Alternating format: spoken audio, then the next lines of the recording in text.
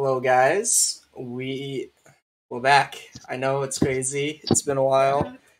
School's done. Our lives, Woot woot. yeah, our lives will continue now. Um, so I would like to get back on a normal schedule. Within the next week or so, I am going to be posting an updated plan of what I'm going to be doing. I'd like to go back to some gaming. Stone and I have a series coming up soon that we hope you guys will be interested in. As usual, we'll probably stream on Twitch first and then go up later on YouTube. So if you ever miss a stream, you can always check it out there later. But just to kind of get back into the swing of things, the three of us, Lucas, Stone, and myself, are going to be doing a MCU tier ranker list. Because everyone does a tier ranker list at some point. You gotta get one on your channel. Yeah, it's like it's a requirement. Yeah. So, I think all three of us, we've all seen every MCU movie and show at least once, right? Yeah. Up to Multiverse of Madness, which this does contain Multiverse of Madness, so if you haven't seen it and don't want spoilers, when we get to that point, I'll issue a spoiler warning just so you guys are aware.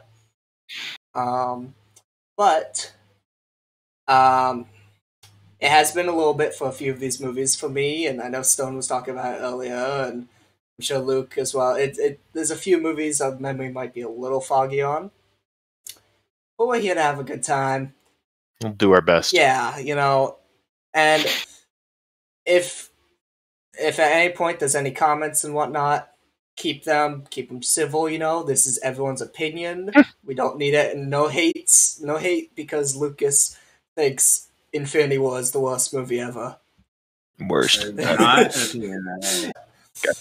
Without further ado, let's start with the movie that started it all, Iron Man, which was it was directed by Jon Favreau, and it came out May 2nd, 2008.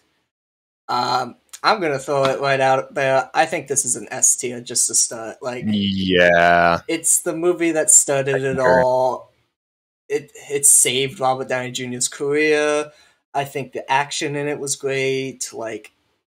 I have very few complaints about it, if anything. I don't know about you guys, but I'm trying to think of complaints. That's gonna be hard for a lot of these movies for me. Is coming up with complaints or just things I didn't like about it. Iron is such a good movie. I have gone back and watched that one recently. I watched the first two. I haven't seen the third one in quite a bit, but the first two I watched recently, and the first one it still holds up so well. Yeah. Lucas, do you agree Iron Man S tier, or do you have different opinions? Let's see. I had a lot of shower thoughts about this list when I was in the shower. Yeah, it's shower thoughts. Okay. Let's see. So for Iron Man, I was saying I was debating between S and A. Okay. Mm-hmm. Me and Stone both. I thought it was a solid origin story. It set up Tony Stark's origin really good. I thought. I also thought Obadiah was a solid villain to start. I didn't think he was great, but I thought it was a good reflection of what happens when you make a decision for yourself. Tony Stark made that decision so he could rid himself of the guilt that he felt from all the people that died because of his weapons, and he made that decision for himself. And I think Obadiah was a good reflection of what can happen if you make a decision solely for yourself. People are gonna come at you and accuse you of being selfish. Yep. So yeah. What would have been your only reason to put it at A over S? Is there anything that stood out that would keep it from an S for you? I don't know. I found the middle portion of it a little bit just a little bit boring. I thought the first act and the third act were really strong, but then the second act I thought it kind of lulled. But then again, I haven't watched the movie in a little while, so I might have to watch it again. But see, I like the second if you want to put act. it at S, if you want to put it at S though, I'd have no problem with that. Yeah, I'm thinking it's a solid S. Stone said S. You said S or A, so we'll leave it at S. But just to add on, I thought the second act, I liked it a lot just because I love seeing Tony Stark slowly become the hero. the suit slowly gets built. He's learning, and then he goes off and he fights crime. And well, it's not like crime. He kind of goes and fights a war, more or less. But I like kind of you see him emerge as Iron Man. Plus, I mean, I am Iron Man. Yeah, I was just about to say we got like the greatest MCU quote, improvised MCU quote even from this movie. So, and it came back in Endgame. So I think it's well deserving of an S. So moving on to The Incredible Hulk, which was directed by Louis Leterrier, which was June 13th, 2008. Another 2008 release. I'm thinking B or C for this movie. Yep. I know a lot of people don't care for it. I enjoyed it. I think the action in it is really good.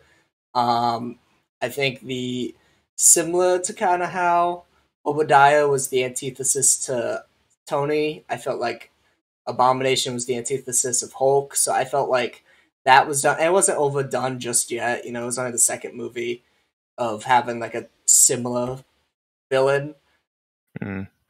I know it's very different from the rest of the MCU because it was directed by a different studio or produced by a different studio and stuff like that. So it's very much out there. And then, of course, you have the whole casting change with Edward Norton to Mark Ruffalo. But I still find it to be a really enjoyable movie. So I would put it in either B or C. I would agree with that. I might be a little more biased towards it. I'm pretty sure I watched this movie before anything else in MCU. I'm pretty sure I saw this before I saw Iron Man. Because I remember we had it on DVD as a kid, and I really liked it as a kid. And that's saying something, because like as a kid, like I never fully understood plot stuff in movies. But like I liked Hulk. I thought it was really cool. Edward Norton, I really enjoyed. I would say, personally, for me, I'd put it at B. Good. Okay. I don't think I have enough gripes with it to put it any lower than B. Maybe like later down the list, if we get like a lot of other movies, I might move it down to C instead of B. But yeah, what do you thinking, Luke? Do you have a preference between B or C? I'd be good with B. I mean, I've only seen the movie once, and it's been like a few years since I've seen it. What I do remember, I feel like it was like solid in terms of like capturing the struggle of being the Hulk, and I think like having it's Betty Ross, that's her name, right? Yep. Yeah. And I thought that was a good representation of his struggle, because like there's that one scene where like they were kissing, and then like his heartbeat got like really fast. And it makes you realize like this dude can never have a family or like a normal life. And I thought that they captured that struggle really well. So yeah, I'd be good with B. I'm also gonna say, and people can fight me on this, but I think this is the best version of the Hulk we have in the MCU. Of the Hulk. Yeah. I was gonna say, you said the other day that you think it's the best Hulk, but not the best Bruce Banner. Yeah, I think Mark Ruffalo is a really good Bruce Banner, but I think for the Hulk as a rage-filled monster who destroys things, this is the best version you can get. The scene in the field after they gas him in the it's so good. He's so badass in that, and that's something that they just don't quite parallel in later versions. Mark Ruffalo's Hulks. They just don't have quite that same like edge to him. Yep. So I think this is hands down the best Hulk action you can get. Although I will say I did like his rage in Age of Ultron, but we'll get to that movie later down the line. Of course it will. One of those movies that I haven't seen since theaters. I haven't seen that since my MCU run through. Moving on to Iron Man 2, another Jon Favreau movie, and it came out May 7th, 2010. So we have about 2-year gap between the first one and the second one, and I know the story behind it was Jon Favreau. He said he needed 3 years. Studio was like, get it done in 2.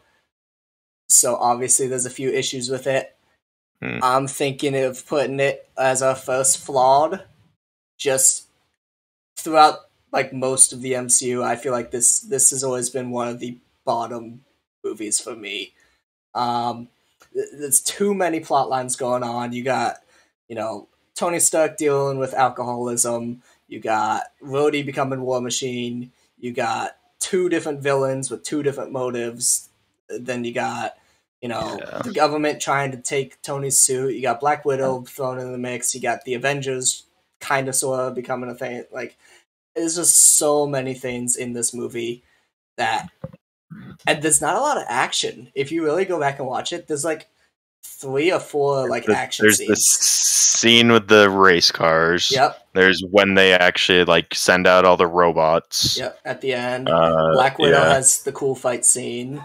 Oh yeah, I remember that. That one scene where she kicks everybody's she busts everybody, and then Happy just kicks punches one guy and I got him. But I think there's one at the start with Stark Expo. Yeah, I think that might be it. Those 3 action scenes. So there's not a lot of action in the movie. So I'm thinking it's going to be a flawed, but what are you guys' thoughts? Stoney, go ahead. I was going to say either C or D. Oh, we're having a D tier? Huh? We're having a D tier? Yeah. D is flawed. Okay. It's S, best of the best, A, great, B, good, C, decent, D, flawed. Do you see my thing, Luke? I guess I didn't. Pull up the Twitch. I sent it to the Discord. Well, yeah, pull up my Twitch stream. Okay. Yeah, it's tough. I never really connected too well with the first villain. What's his name again? I can't remember. Whiplash? Yeah. Whiplash, yeah. I never fully understood him when I watched through it. It's just it's kind of weird. The whole thing with his bird and everything, they put a lot of emphasis and do a lot of random things with him, and he's just kind of hard to connect with. He's just kind of there, and it's yeah. So yeah, I'd be between C and D. What are your thoughts, Luke, on Iron Man 2? Honestly, I really don't remember that much about Iron Man 2. I remember I think Black Widow had a solid introduction, especially that I like how they slowly built her up. They had the one wrestling scene where she absolutely knocked the crap out of Happy, and then later in the movie it shows her doing the scene where we just talked about. Yep. But yeah, I really don't remember all that much from the movie, and I think that's not a good sign. So I'd be fine with putting it at a D. Okay, we go with D. One thing that I remember from it, I actually really did enjoy, was Iron Man fighting to keep all of his stuff against the what is it? Pretty much the U.S. government, that's the scene in the courtroom. I know exactly I loved that courtroom. That was great. That was hysterical, and I loved it. And I thought Tony Stark was super badass in that moment. But outside of that, the rest of the movie was mostly pretty forgettable for me. So I think this is a D tier movie for us. Which look at that, we got 1 and 3, just up down the list. Yeah, we just need A and C left. And actually, speaking of C, I'm thinking this next movie, we're at Thor now, which is directed by Kenneth Branagh, which was May 6, 2011. I'm thinking is a solid C movie. It's I mean, there's a lot I can say and a lot I can't. I feel like there's parts of it that are really good. I loved how Asgard looked. I thought the way that they presented this mystical realm and stuff, I thought it looked amazing seeing Asgard. I thought all that stuff with Thor were cool. And then you send him to Earth, and he gets this fish out of water comedy. And there's some parts that hit. There's a lot of jokes that are funny. The coffee. Oh, this drink is good. Another. I love that scene. But there's a lot of it that it's so different from the Asgard stuff, and like there's not much like threat until the end of the movie. Like Thor's just kind of he's just kind of there on Earth. He tries to get his hammer, which he's hanging around. That scene's cool when he's fighting through S.H.I.E.L.D. and stuff like that to get his hammer. I like that. And Hawkeye was introduced. We got an introduction to Hawkeye. Yeah, even though he was there for 5 seconds. But like Loki's doing his whole thing, and Thor has no idea until the very end of the movie. So like, there's not much of a threat. There's no stakes really. It's just kind of like he's just there, and then Loki's doing his thing, and then boom, now there's conflict. So I think I could see it in D, but I think there's a few really good moments that bring it just up enough to put it in C. Yeah. I also think that some of the characters were kind of weak. Like, I mean, like Darcy. Like, I found her kind of annoying, to be honest. Yeah. And then I liked her better in WandaVision, but I thought she was kind of annoying in that movie. I can agree. I think aside from Thor, Loki, kind of Jane, and kind of Odin, but I feel like really aside from Thor and Loki, every other character was more or less kind of just there. They didn't add too. I mean, like I said, Odin's plot integral, but like he sleeps for half the movie, so. Yeah. I would say I have a bit of kind of origin story bias, just because that's kind of like one of the classic starting MCU movies to set up Thor for Avengers. Yep. And I haven't seen that in a while. It's been a fair bit for me since I've seen Thor. Yeah. But I was gonna say B, just because I have that kind of origin story bias. You're thinking B. I'm thinking C to D. What are you thinking, Luke? I'm thinking C. C. So we want to put it in C then. Solid C then. If we got a little bit of everything. Yeah, I think that works. You know, it's still a decent movie, and like I said before, for those who are just tuning in, like none of these movies are like bad or shows. We do have the shows we'll get to at some point, but nothing here is like bad or not necessarily. It's just in the context of the MCU, what's better than other things. Gotta spread out the list. Yeah. Okay. I'm looking at our next movie. We're at Captain America: The First Avenger. Snap. Directed by Joe Johnston, and it came out July 22nd, 2011.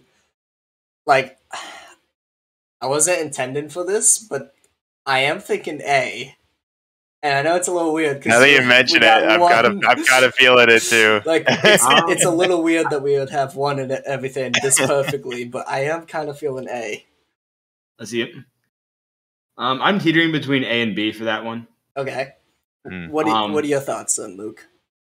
Let's see. I think that the first act, when he's actually becoming Iron Man, is like really strong. You mean Captain America? Yeah. What I say? You said Iron Man.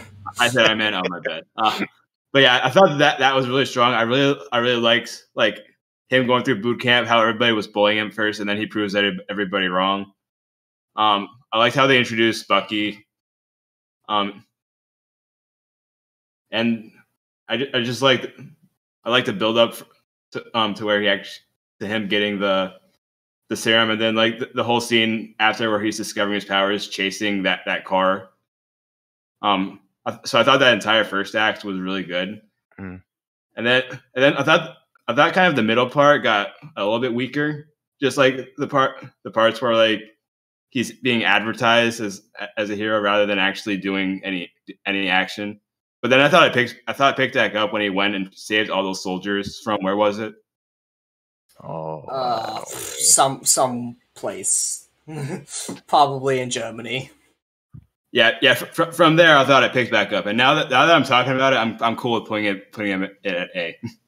I agree with you 100%, Luke. I think the first half of the movie is amazing. I love seeing, you can really see who Steve Rogers is as a character. Like just within that first part, you see what he wants to do, what he's trying to do, and kind of what society views him as. And I think that part of the movie is so amazing. And yeah, all the way up until he chases down the guy, Yeah, I think that whole first part of the movie, if it was like more of that, this would probably be an S tier movie for me.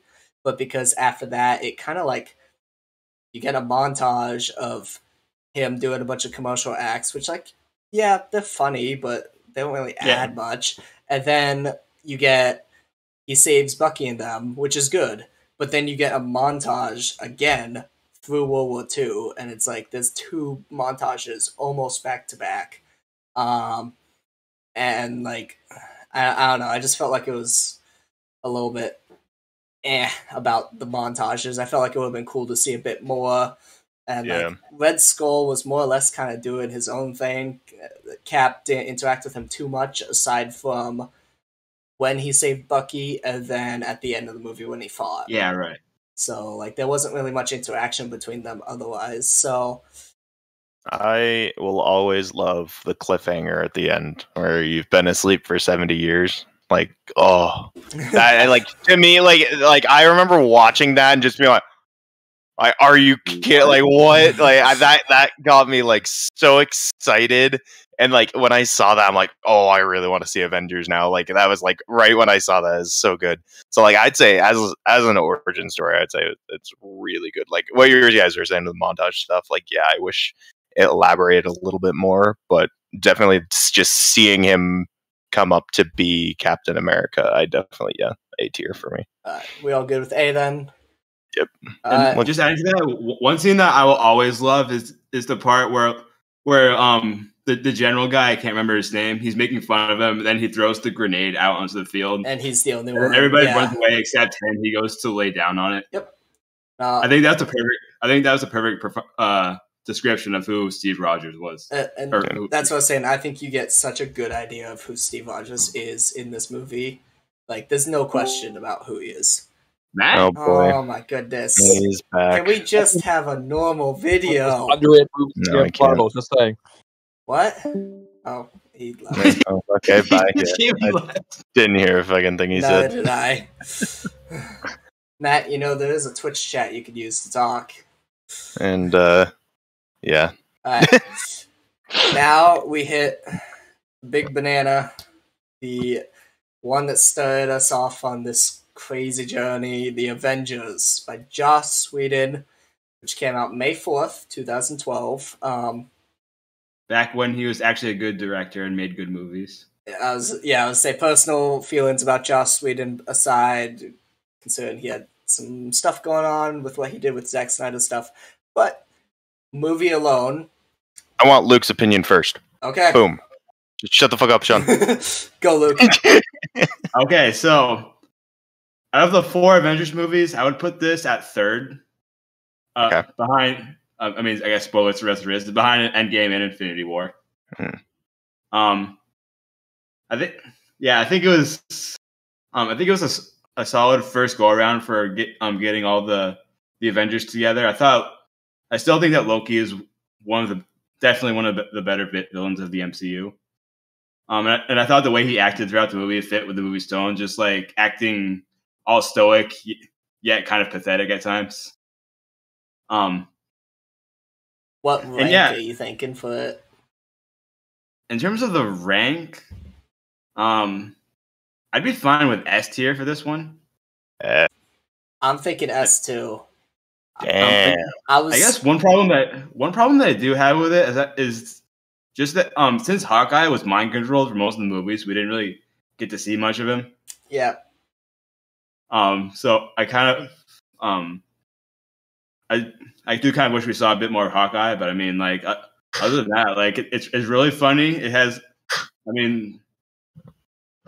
it's funny. It's got stakes, and I can't ask for much more.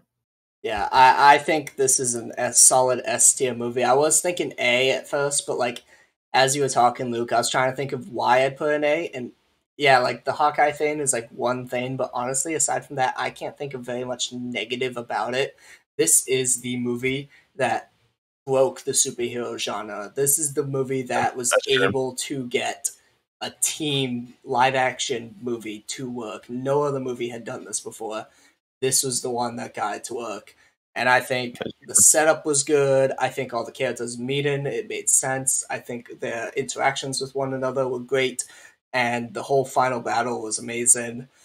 I think it was good. And like the end credit scene with Thanos literally set up the next 10 years of Marvel. So that's true. Well, how many years at that point?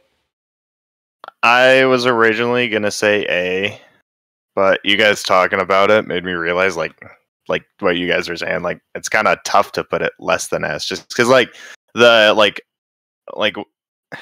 the cultural impact that the first Avengers had was crazy.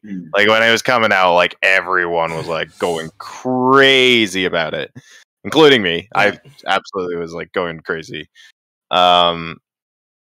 Yeah, I was trying to, like, after you mentioned it, I was trying to think of why I would put in A over S. And it's like, it's tough to even think of any reason to. Yeah. Like, it's just like so many of the scenes in it are now just kind of just ingrained. Like that's Marvel. Like that's yeah. Aside from like maybe a few scenes of Endgame, I think probably the most iconic shot in the MCU is when they all they do the circle pan and they're all there. That's like one of the most iconic shots ever.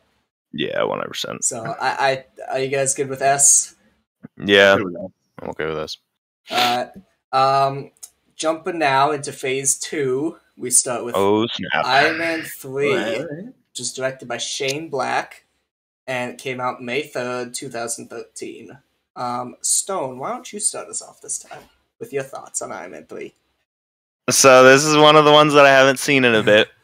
I have watched it a couple times. I haven't just watched it once, but for me, the plot was, and I think it's because it came out right after Avengers, it was hard to stack up to what Avengers did for me. And so like it was tough to just go back to it just being Iron Man. And for the like, I watched it as a kid, so I didn't understand what was going on with Mandarin and everything. Like I didn't understand much of that. So for me, just because it wasn't very memorable, again, it might change if I went back and watched it now, I would say B to C. Just probably C. I would say straight up C for me. I think there's a lot of other movies. Like again, it's not bad, but I think there's a lot of other movies that I think that I would prefer to watch over Iron Man 3. Yeah. I was thinking C was a solid placement for it. This one, I've seen this a few times. I have learned to appreciate it more. This used to be one of the, like, I would have put this in D before. I think Shang-Chi helped it a lot with the whole Mandarin thing. I think that helped it a lot and raised it up a bit. And also on a rewatch, it's not as bad as I had remembered it. So I feel like C is a good spot. I think, there's a little bit of weird stuff with like the villains and stuff. And you don't get a lot of like Iron Man action. You get a lot of Tony Stark. You don't get a lot of Iron Man. It's a really good Shane Black movie. There's a lot. Shane Black has the style, and it's a really good Shane Black movie. But in the MCU, it is just kind of there. And I feel like I don't know what that is because that's the only movie I've seen from him. he likes his big twists at the end, like what he tried to do with the Mandarin and stuff like that. I think that, I think C's just, I don't know. I don't have too much to say about it. I feel like it's a decent movie. It's there. I don't hate it. I don't love it. So I think C's a solid option. What do you think, Luke?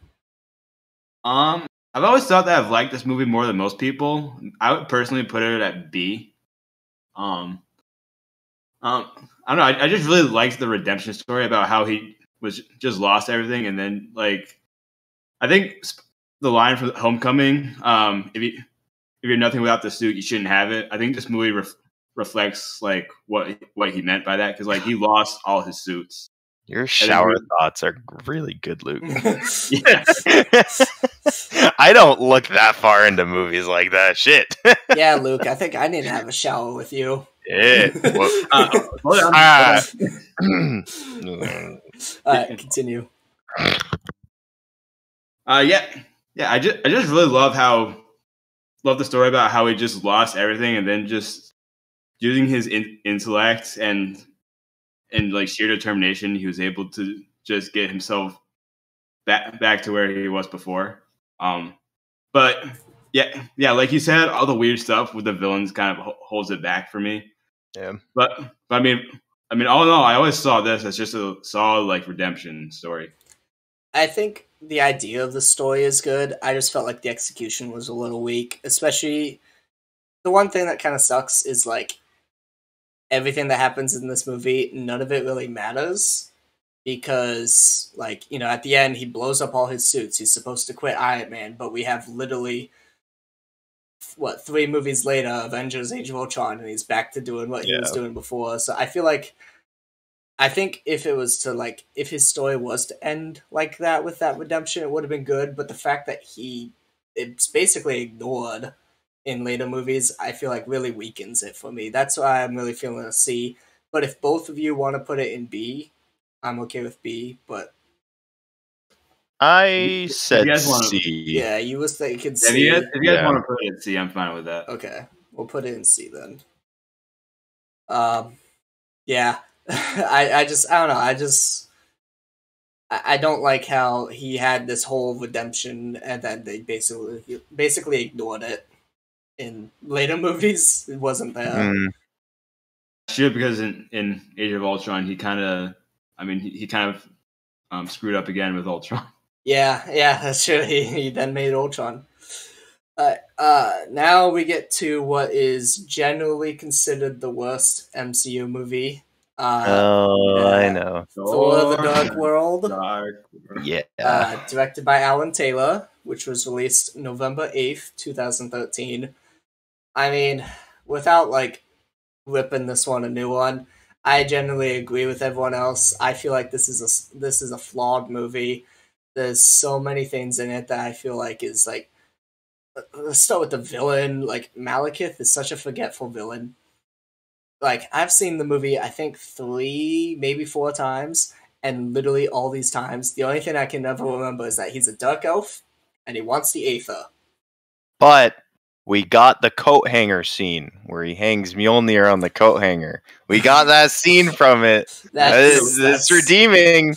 We also got Loki transforming into Captain America, which was pretty funny. Yeah, I remember that now. Yeah, but I don't know. I just feel like it's such a flawed movie. There's so many things, like, it's so forgettable. Yeah, that's the thing. It was just boring. Yeah, it wasn't super interesting.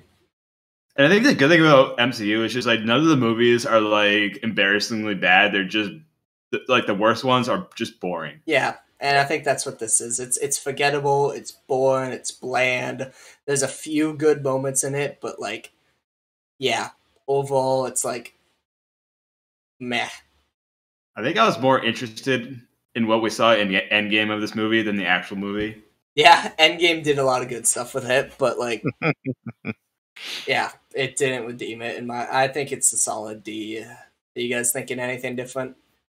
I don't think I can put it any higher. Like comparatively to the other movies, like again, like it's a decent watch. Like it's not like a horrible time to watch it, but like compared to other MCU movies, it's like I'd watch everything else over it. And I do think Malekith is the. No, I'm going to take that back. I don't think he's the worst villain. All right, I guess we'll find out later. Yeah, we'll get to who I believe is the worst villain in the MCU later. But I feel like I know who it is, and I think I'm going to debate you about it. You might, but we'll see. Moving on, we go straight from what is considered one of the worst to what is considered one of the best. Captain America: The Winter Soldier. Yeah. Brought to us by the legendary Russo brothers, which was April 4th, 2014. I gotta rewatch this one. I haven't seen it in a while. I remember I really liked it, but like there's a lot that I forgot. And this was where they finally reintroduced Bucky. Like this was a big thing. Like, and he's a fucking badass now. Like, I think this is some of the best action you can get in the MCU. All of the fight scenes are like so well done that like there's not a single boring fight scene in this. Yeah. I think every fight scene's done really well. I would put this either S or A. Sorry, you're. I can't think of really anything to put it. Why I'd put it in A, so maybe I'm thinking it's an S. This is a movie I have to rewatch as well. It's been a little bit for me. So maybe that's why I'm debating on putting it in A, but like of everything I can remember, the story was solid. I think all the characters were well done. We got introduced to Falcon. I thought he was really well done. And yeah, Bucky comes back. I don't have any issues with it, so I think it's an S movie. What are you thinking, Luke? Shoot, I lost my train of thought. Let's see. One of the things I liked best about the movie was the chemistry between Chris Evans and Scarlett Johansson. Like, this movie had me thinking, man, maybe him and her should have been a couple instead of her and Bruce. Yeah, that relationship was a little weird. We'll get to that when we get to Age of Ultron. Yeah. Right. Now I remember. I find it kind of mind-boggling about how like realistic and grounded they made the fight scenes in this compared to what they did in Infinity War and Endgame. Like it's just a lot different because, like I said, it's like choreographed, like hand-to-hand combat compared to like in Endgame where like everybody's throwing thunder at each other and stuff. Yeah. Much more gritty. Yeah. Yeah, exactly. So, that's the word. What are you guys thinking for the ranking then? S. S. I'm good with that. S is fine with me. All right, we'll throw it up a third S tier movie. And I think so far, just looking at it, I think all three of the S tiers are well deserving. I don't think there's any dispute really. I think all of them are very well deserving of it. Moving on. I don't know how you guys feel about this, but Guardians of the Galaxy, directed by James Gunn, who is one of my favorite directors. This one was coming up. I couldn't remember when it got released. It's August 1st, 2014. I want to put it in S. I loved this movie. I loved it so much too. I loved all the music, how they did that. I thought Chris Pratt was fucking hysterical. I loved them getting all of them together. The comedy was great. I was just the ending with the whole dance off, you and me, bro. Like I like the comedy was like top notch, like so good. Yeah. I love pretty much everything about this movie. So I couldn't picture why I'd have it anything. I don't want to just stack S though. It's so tough for me. Yeah, and like I could say this about a lot of MCU movies, but I think just all the casting was perfect. Chris Pratt as Star-Lord was perfect. I mean, I loved all of them. I thought were amazing. Yeah, Vin Diesel as Groot seems random, but it worked. It worked. The only thing I can think of that's like kind of bad about this was Ronan's not like the most interesting villain. I was gonna mention Ronan a little bit, but right. He's thinking just a stereotypical, like I want to rule the universe. Yeah. Type of villain. So he's not the most interesting villain, which it does hold it back. But I think the music is amazing. The action scenes are good. The comedy's good. James Gunn was able to take a team that almost nobody had heard of and make such a stellar movie out of it. I think this has got to be S. When I heard them announce it, I'm like, I have no idea what any of this is, but this sounds pretty cool. Because like, I don't have a comic book background. Like, I had no fucking clue about anything. But how many scenes did Ronan have? I'm trying to think. Did he have like good screen time at all? Like he had. I'm trying to think. Like, I know he had the scene where he kicked Drax's ass. Yeah, and then he had the big dance off at the end, and he had a scene when I remembered one where he was like getting his makeup applied and shit. Oh yeah. I remember that scene. Well, that wouldn't have been a scene. That would have been behind the scenes or whatever. No. Ronan himself, like when he was like getting like bathed or whatever, he had like all of his like people like helping him getting dressed and shit. Oh, I don't remember that. Did he talk to Thanos? He did. That's the other scene I remember. And I think that was just before he went to talk to Thanos. Yeah, like they were like doing something like that or something like that. Okay, it has been. He did have one scene where he threatened Thanos. He threatened. Yeah, that was when he got the power. That was after he kicked Drax's ass, and he got the power orb. He killed the guy. I can't remember his name, but he killed Thanos' aide, whatever, and threatened Thanos. Oh, I remember that now. Yeah. But I think we're in agreement. This is an S tier. Yeah. Oh man, we got to stop putting some in S. Hey, they deserve it though. It's true. It's very true. Plus, I think we'll have a few movies that won't belong in S tier coming up here. Yeah. Which, starting with Avengers: Age of Ultron, which was the other Joss Whedon movie, and it came out May 1st, 2015. What are you guys' thoughts? What are you guys thinking? Luke, go. I'm not. I'm not going to be able to offer much input onto this one. Yeah, I'll do what I can. Yeah, like I said, I've only seen this movie once in my initial MCU go through. I think it was a solid introduction to Quicksilver and Wanda, even though Quicksilver got killed immediately. Spoiler. I think Ultron was a pretty good villain. Like I liked how like his vision made sense, and he was also kind of funny in a few scenes. Let's see, the one scene where everybody is just trying to live Mjolnir is golden. But I mean, I don't remember all that much from this movie. Like for me personally, I remember like having a lot of fun watching it. Me personally, I think I'd put it at a B tier. So I remember the floating city. Yeah. Oh yeah, that's what I remember from it. That's aside from that, like I've looked up videos of like all the stuff that like Wanda showed them, like all the visions that she put in their brains. Like I remember like looking back at that.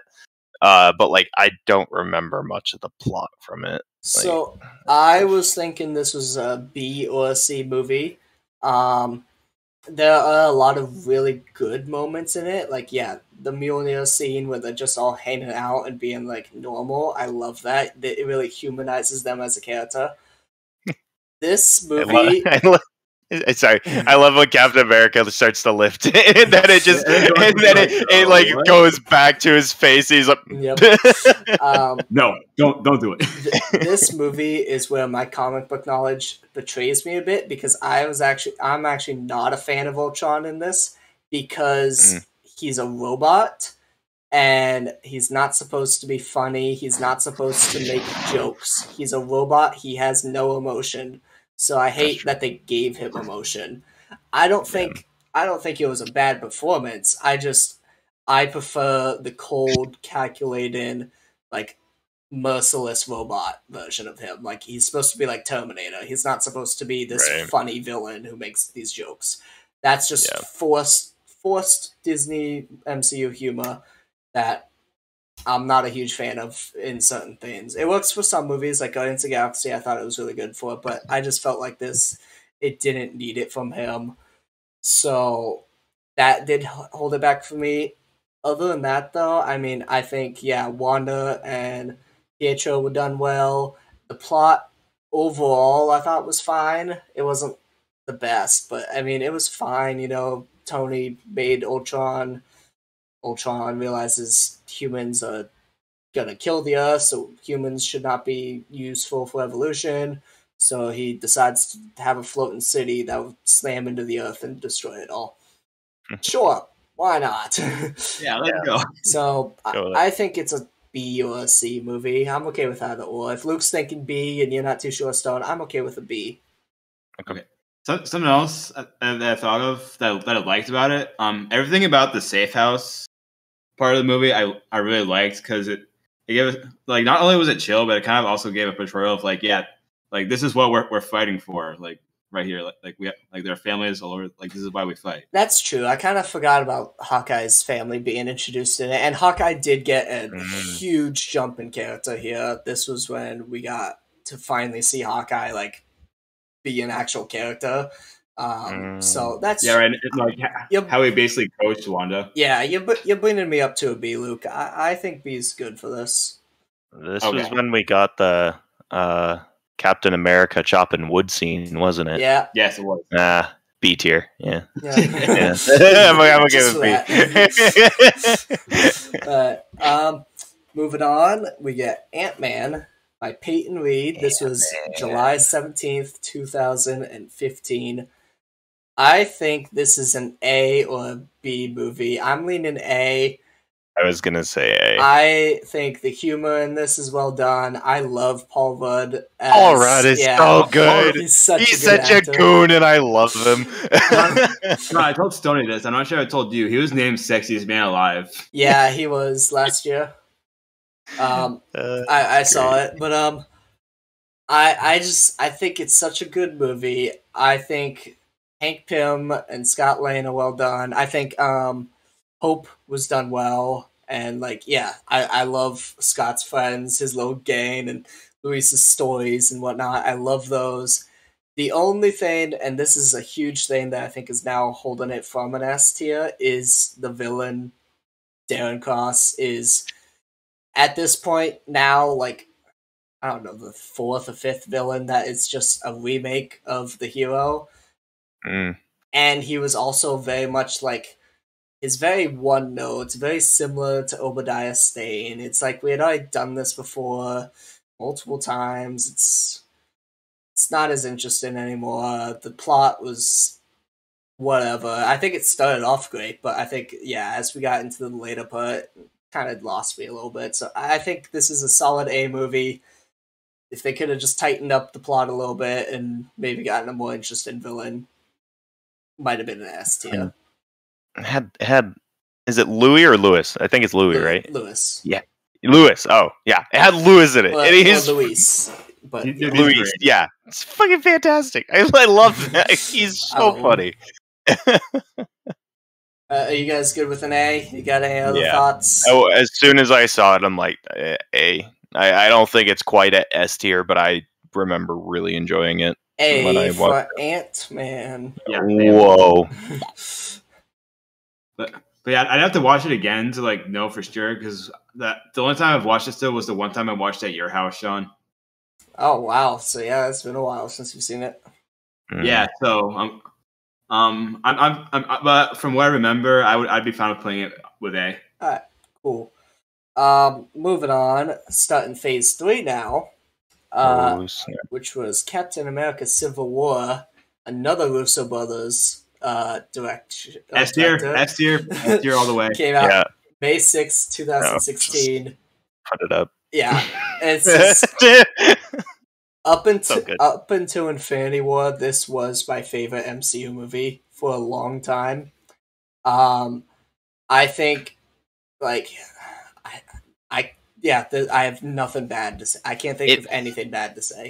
It felt like Avengers 3. It was such high stakes. They had so many different superheroes in it, and pitting them together, the battle between everybody made sense. Yep. I could understand why the characters would pick the side they were on, and it was so cool to see Black Widow go up against Hawkeye on different sides. And others, all the different little mix-ups that they had.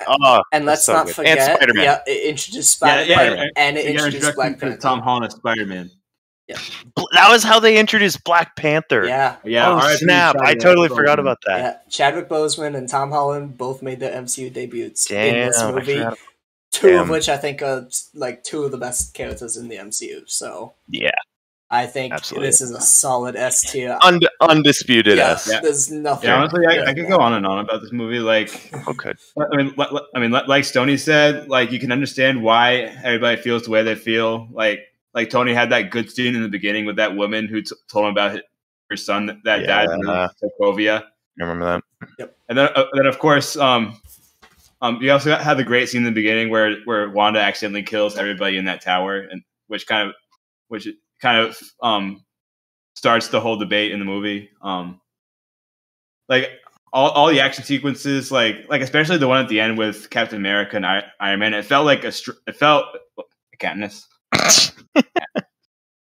It literally felt like a street brawl of sorts. Like I could go and I think Zemo is also an underrated MCU villain.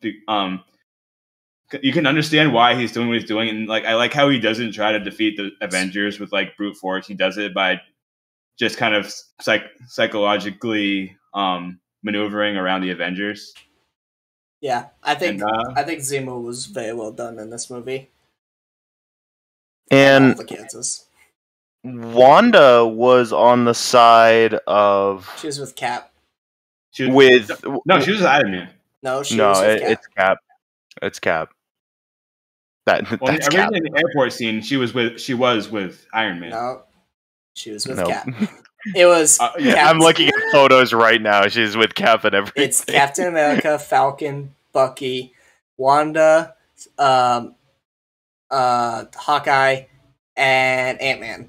And then I was thinking of Black Widow. What am I thinking? Yeah, then it's Iron Man, Black Widow, Vision, Black Panther, Spider-Man, and Rhodey.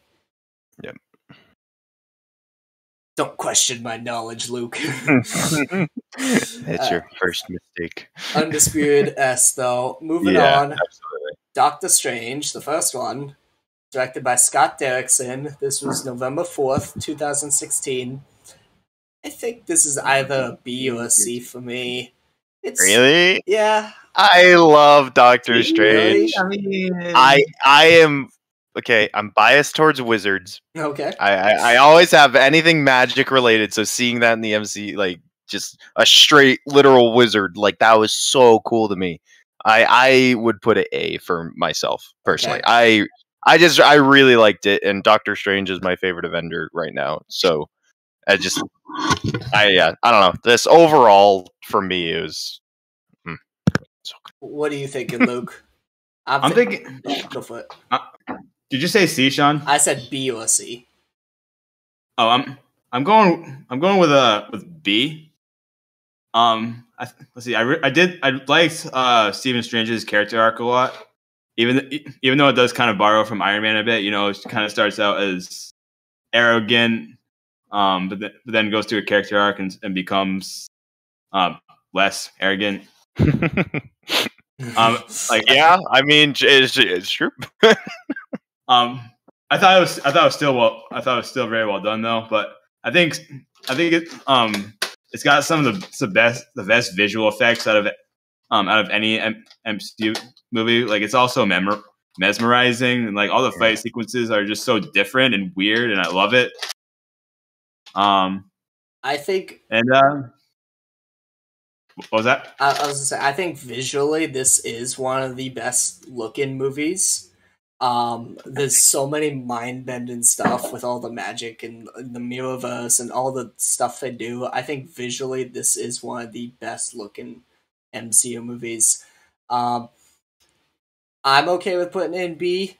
I think that offsets well. Yeah. If you were thinking B to C, Luke's B, I'm A, then yeah, B.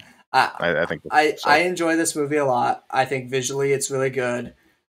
It's one of the ones that I do need to go back and watch through again, but I do remember Caecilius is not a great villain in my mind. I think he's pretty forgettable. Yeah, that's fair. That's definitely fair. He's not. He's just another one that's just basically the evil version of the hero. It's okay. Yeah. But how did they introduce Dormammu? Because Caecilius was the whole thing. Oh, that whole scene was phenomenal. So, that was fantastic. But how did they actually get to him being in there? Caecilius's plan was to have the Dark Dimension and Dormammu take over the Earth. Okay. So Doctor Strange went to the Dark Dimension and talked with Dormammu and bargained with him to You don't say. Yeah. You're saying Doctor Strange tried to bargain with Dormammu. That's crazy. Oh, you sure? You sure? You sure he didn't bargain, really? I never knew that. But yeah, I think that scene was good. And I think Doctor Strange is a really good character. I think he gets better as the MCU goes on. I love him in Infinity War. Absolutely. I can agree with and that. Multiverse of Madness. But like, I think it is a good, solid movie. So I'm happy with B. He's good. Moving on. Guardians of the Galaxy Volume 2, also by James Gunn, of course. This was May 5th, 2017. I'm going to let you guys go first before I can't help with this one all that much. I have recently looked up the video of the final fight with Ego, and that was really cool, and like it was funny how he turned into a giant Pac-Man. But like, I don't remember a lot of the plot, so I haven't seen it in a while. So, what are your thoughts, Luke? Before I whip into it, let's see. I think the whole movie was still really, really funny. One thing I think that the first half of the movie was kind of all over the place because once we got to the scene where Ego reveals that he killed Star-Lord's parents. Like before that, it felt like we hadn't really gotten much screen time with both of them. Mm-hmm. But maybe I'm remembering it wrong, but that's just how I remember it. So I think the first half was a bit all over the place, and I think the second half was really strong. I think I didn't expect to get so emotional over Yondu, but I did. Mary Poppins, y'all. Yeah, right.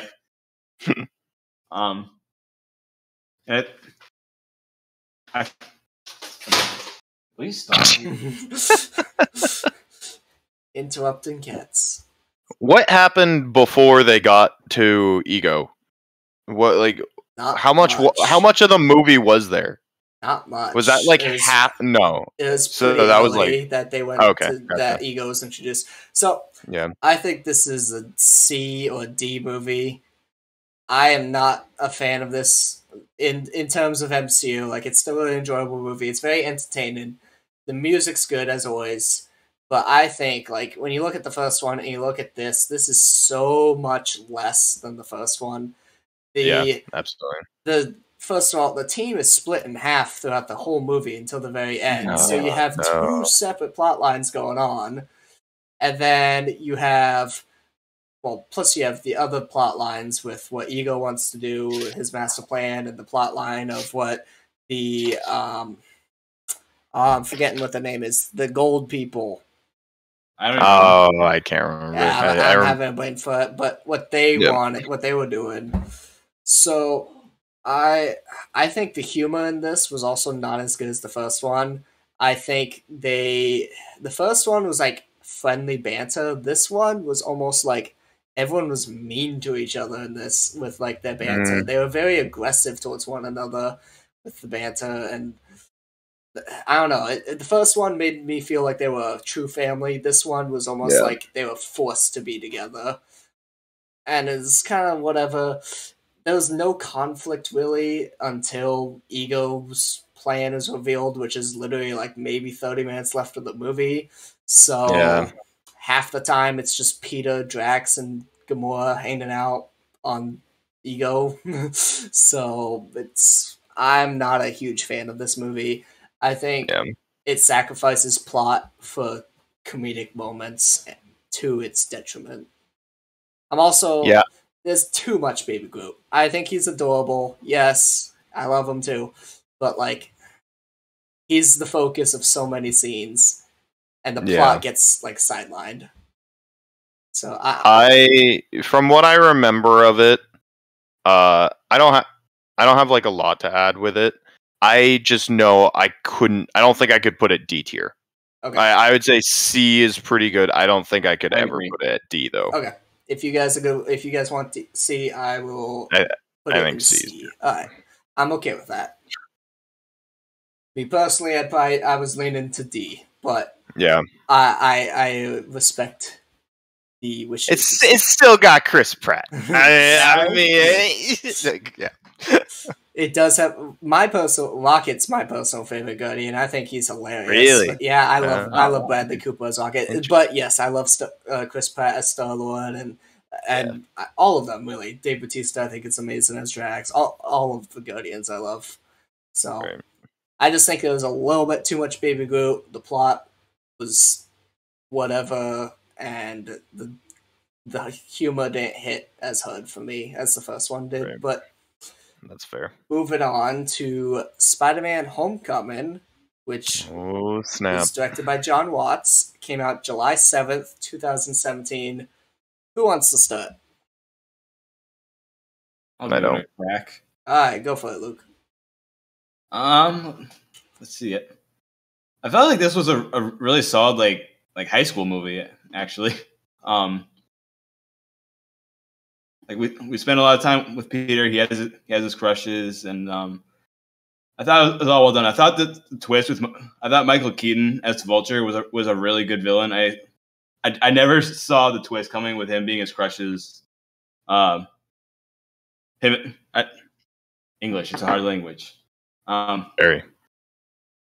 I didn't see the twist coming with Vulture being his crush's dad. Like I never saw that coming. That was such a cool twist.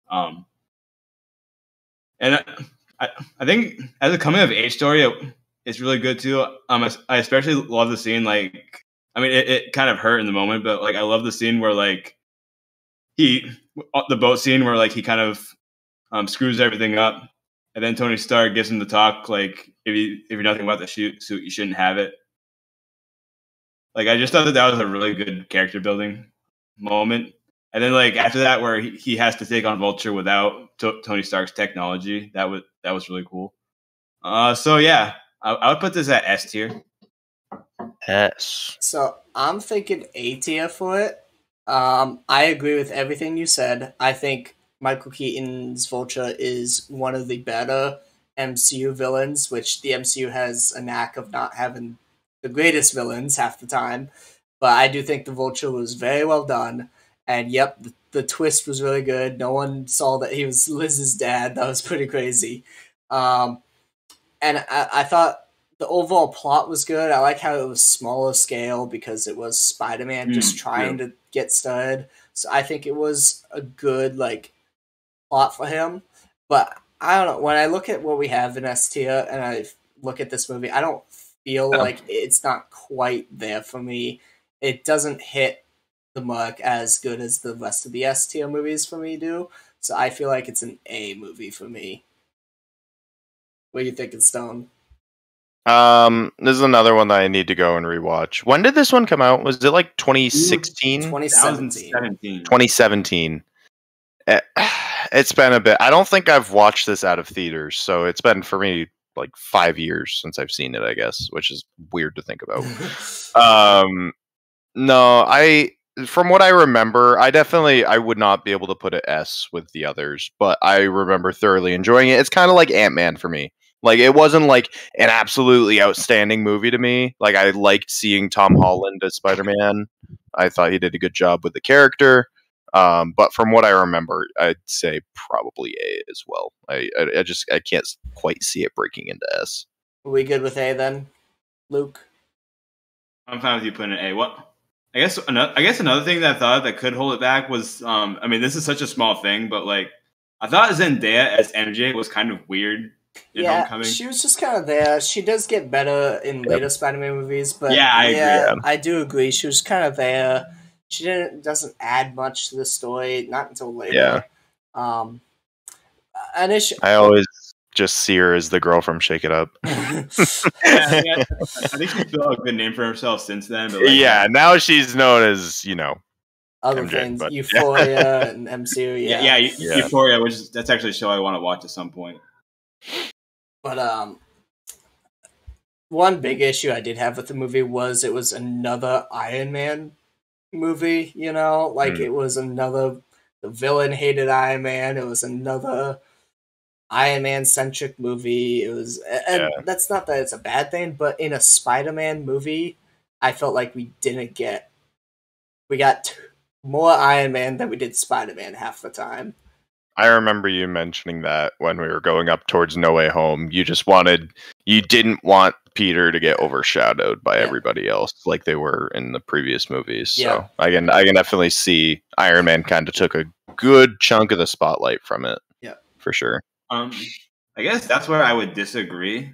I feel like Iron Man was used just the right amount in that movie. Like he had a few scenes, but like not enough to where he was taking the spotlight.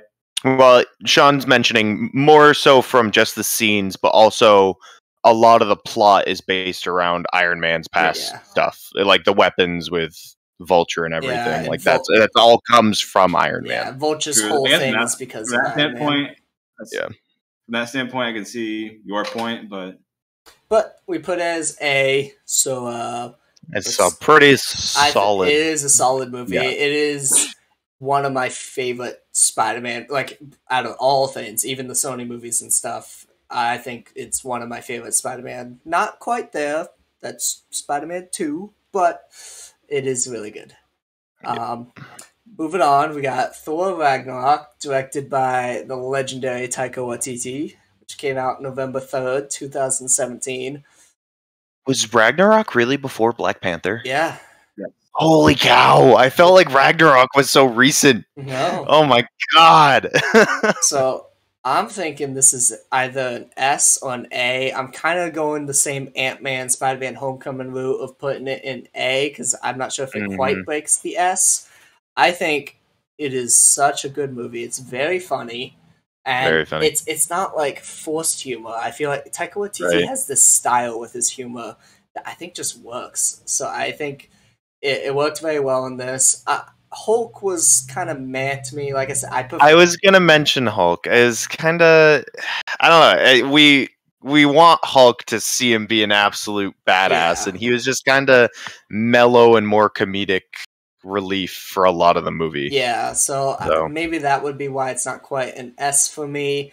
Yeah. I do love the relationship Thor and Loki get in this movie, though. Yes, I love them connecting. And I think Hela was she was a good villain. I don't think she was amazing.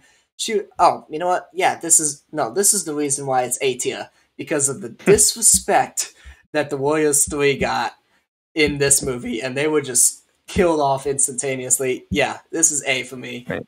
Warriors 3. What? That's Hogan, forgetting the other two.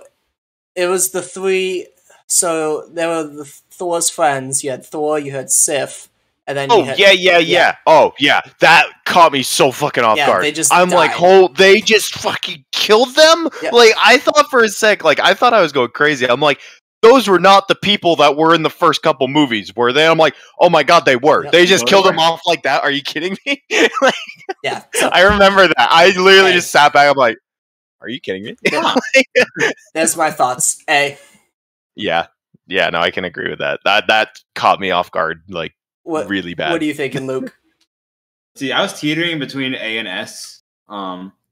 Like you said, really funny. I think all the characters they introduced were solid in their own ways. I think first of all, I mean Korg, that's a given. Korg. Okay, another shower thought that I had was Valkyrie. I think was a good character to pair alongside Thor because they were going through similar struggles of like losing people close to them. In Thor's case, it was his parents, and then Valkyrie's case, of course, she was the last of her kinds. So I feel like it kind of made Thor kind of a good role model for her because like Thor was, at least in this movie, I thought he was handling it all pretty well. And I think one person that gives an underrated performance is Jeff Goldblum as as the Grandmaster. Yeah. Just so funny, but let's see. I thought Hela was a solid villain. I didn't think she was a phenomenal villain. I thought that she was solid. I thought she did enough for what the plot demanded. Yeah. I liked that they got rid of Thor's hammer.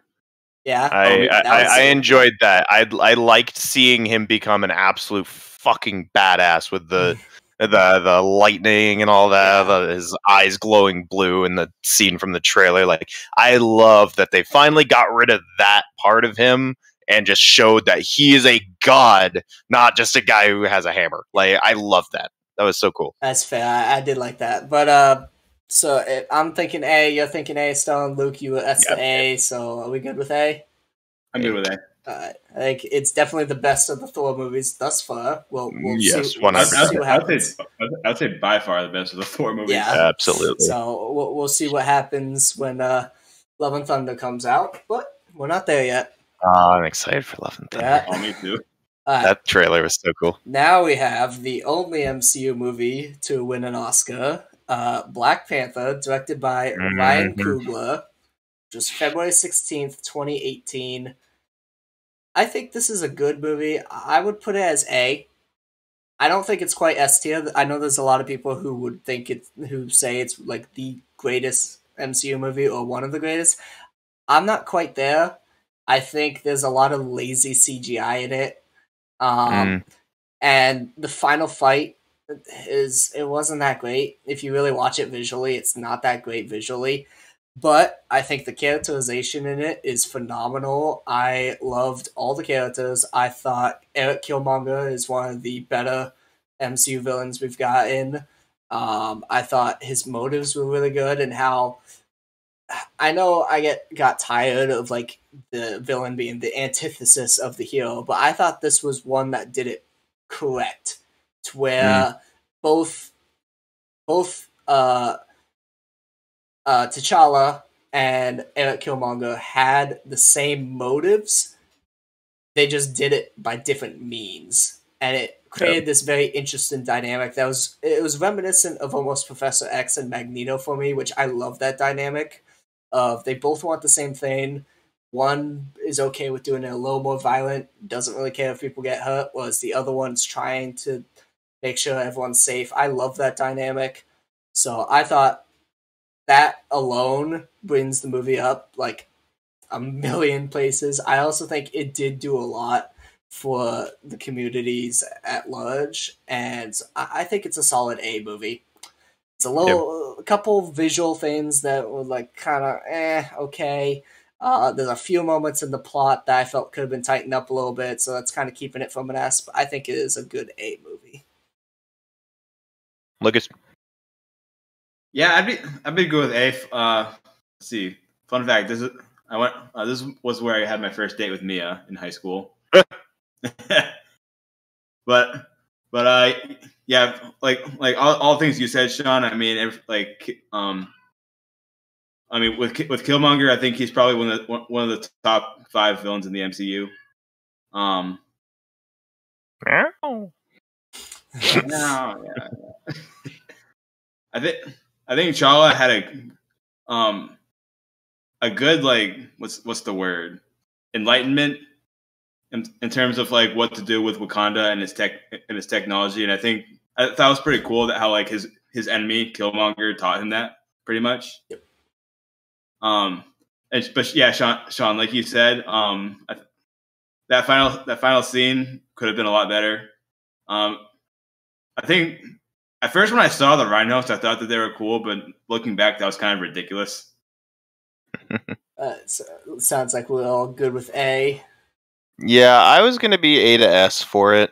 I really liked Black Panther just because it was brand new superhero that I hadn't heard of before. Obviously, after Civil War, he got released. But like when I heard that they were coming out with a movie for him, I'm like, oh, that could be cool. And then it just like blew up. Everyone loved it. I loved it. I thought like just like it had a like it's how a lot of these movies are, where like it can sometimes be tough to introduce a new character when you have such a set cast. And I thought it did such a good job, and I loved Wakanda. I thought Wakanda was so cool. So yeah, I was definitely between S and A, but based on kind of what you guys brought up with yours, I'd say A is pretty solid for it. Then we move on to what was the biggest MCU movie release at the time, Avengers Infinity War, directed by the Russo brothers, of course, another legendary one by them. April. I have mine put in my list already. April 27th, 2018. This is my favorite MCU movie or show that's been released. This is the hands down best thing I think we have seen. This has got to be S. It sounds like you agree with me, Stone. If you don't, I already had it there. I don't think we even need to talk about all this much. Everyone knows how great this movie is. All the characters coming together. We see Doctor Strange interact with Iron Man. We get to see Hulk back on Earth. We get to see, Black Panther interacts with Cap some more. It's like there's so many good moments, and Thanos wins. I was about to say this is one of the first times in modern day movies where the heroes actually lose. I was getting towards the loss. Significant. I was watching when I was in the theater, I saw it. I'm like, okay, how are they gonna win? How are they gonna win? How are they gonna win? And then they lost. I'm like, I literally left the theater broken. I'm like, they actually just fucking lost. What? It caught me so off guard, and it was perfect. I will say. Go for it, Luke. I was just gonna say when Thor put his axe into Thanos, I thought that okay, and then he said, "You should have gone for it." I will say the one thing that I think brings this down is the fact that we knew all these characters that got dusted away. We knew Spider-Man was getting a new movie soon. We knew that is true. That Black Panther only so much they can do about that, though. Yeah, right. That was the one thing that I felt brought it down for me was we knew these characters weren't going to stay dead. Yeah, which is kind of upsetting. But the movie as a whole, it's my favorite MCU project so far. So good. Hands down. Yeah, like you said, they weren't going to do with the success that Black Panther had. They weren't just going to be like, "Oh yeah, he's dead." Yeah, exactly. He gone. Yeah, could you imagine? I'm looking at this movie. And I'm thinking, man, they got 30 big time Hollywood stars into this movie, and all their characters, they actually gave all what is it 30 of them? Yeah, everyone had a moment or two. Yep. Yeah. Yeah. Right. Somehow, it's crazy. Yeah, and they somehow did that while giving Thanos his flowers. Even though Thanos' view was kind of screwed up, I mean, you could see his point of view. Yeah, absolutely. Thanos was right. Thanos. Yeah. Right.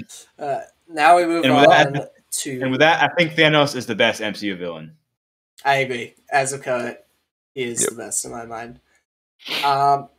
Moving on to Ant-Man and the Wasp, which was also directed by Peyton Reed.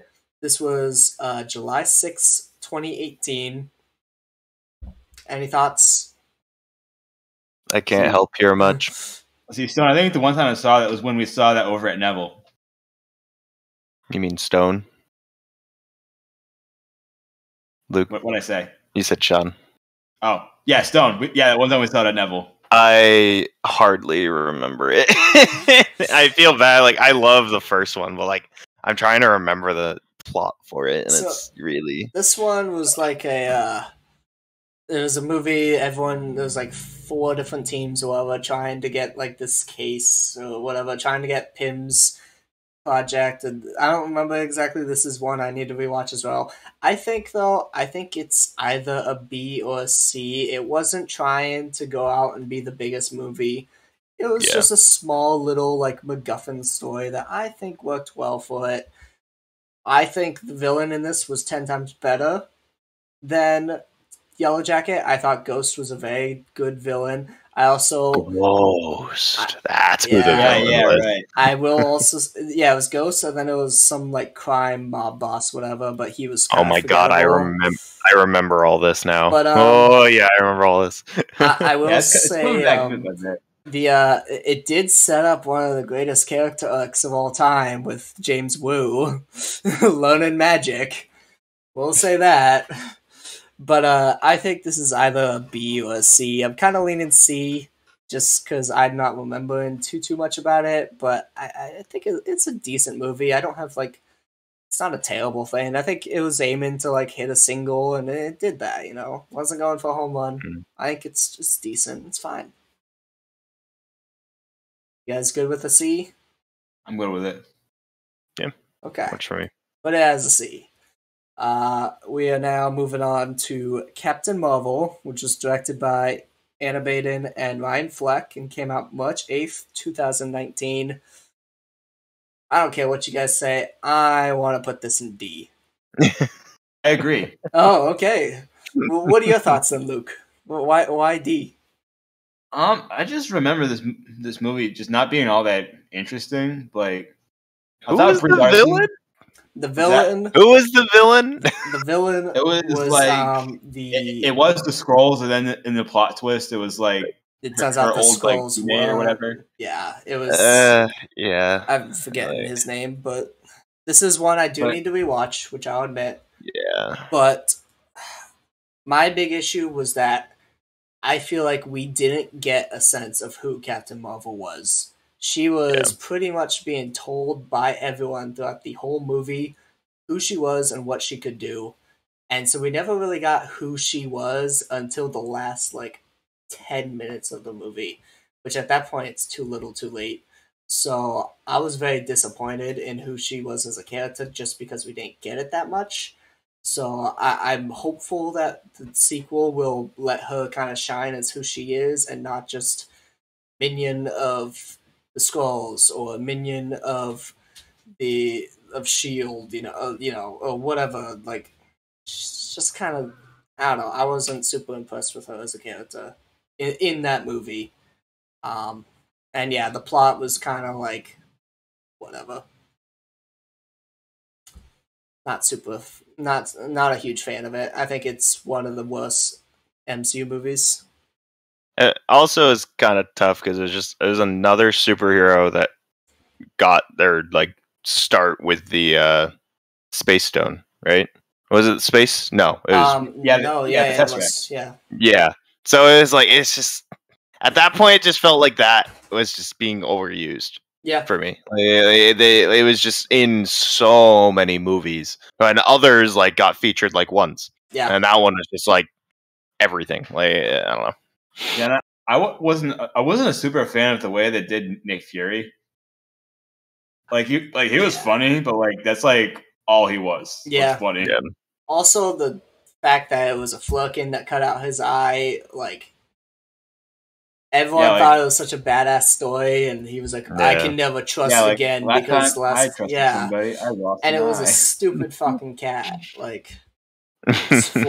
But I don't know, I was not super impressed with it. I think it's a very flawed movie. I think it's visually good. I like a lot of the visuals of it, but I just thought it was so many things that they just fell apart on. Yeah. But it was clearly. What was it, Sean? I am hopeful for the sequel because I really want to see Brie Larson. I think Brie Larson's a good actress. I do hope to see her be able to shine in the sequel. So I'm hopeful. Didn't even know they were coming out with a sequel. Yeah, that's yeah.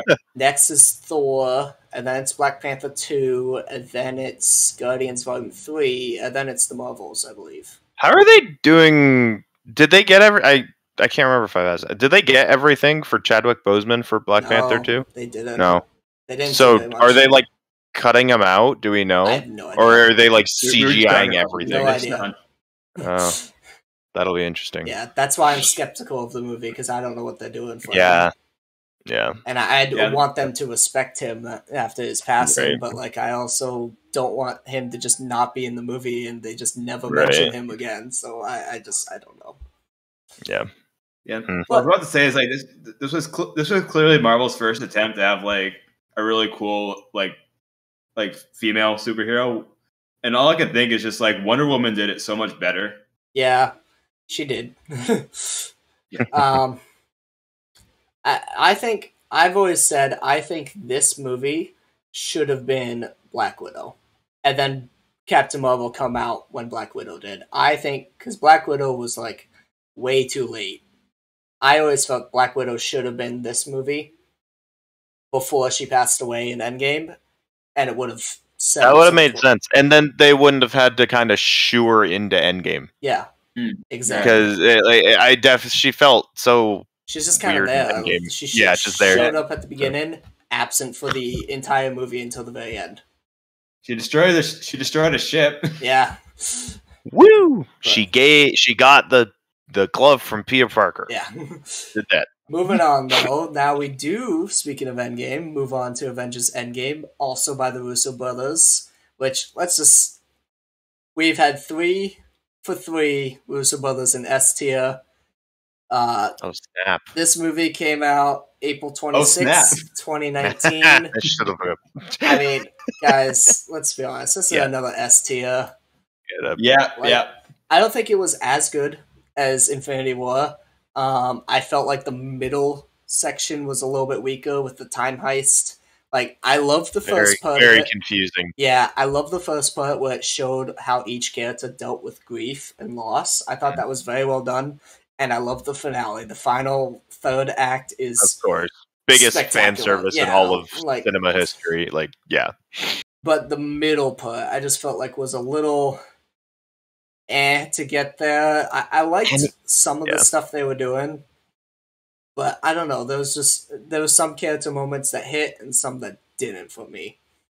Anything that has to do with time and like portraying like time travel, it can be very hard. Yeah. And I'm a little bit nervous if they keep going the route of like multiversal stuff. If it gets too much, eventually, it can be very tough to like, because I think a big part of it is you just like get your audience thinking too much about the repercussions that it's hard to engage more with the story. Yeah. And that's how I am with anything time travel related. So for me, with the time travel stuff, my brain was like everywhere, right in the middle of the movie. It's like, I need to stay focused. I can't think about all the, like, as soon as Loki made off with the Tesseract, I'm like, what does that mean? What does it mean? Like, I got so distracted for like half an hour. Like, it's so tough. Sounds like we're all in agreement for S. Yeah. Still S, absolutely. Yeah. Yep. So this is my favorite MCU film. You like this better than Infinity War? All right. Yeah. Actually, it's between this one and No Way Home. Okay. I get what you're saying about like all the time traveling stuff being confusing, but the way I see it, like even though it's confusing, it led to like a lot of really good moments. Oh, it definitely did. Yeah, for sure. Yeah, and like for me, for me that like totally makes up for it, more than makes up for like all the confusion of the time traveling stuff. And one of the more underrated parts of the movie I thought was Hawkeye. Yeah, I love Hawkeye. Yeah, I think this is the most interesting he's been. Up to that point before the Hawkeye show came out. Like I like how they showed him the way he was handling the snap in the beginning, and then like just him coming to terms with it throughout the movie. No, I love this movie. I have it as my second favorite movie of all time. Ooh. Just out of curiosity, what's your first? Empire Strikes Back. Okay, fair. Good choice. Moving on, we have Spider-Man Far From Home, also directed by John Watts. This was July 2nd, 2019. I'll let you guys talk before I give my opinions.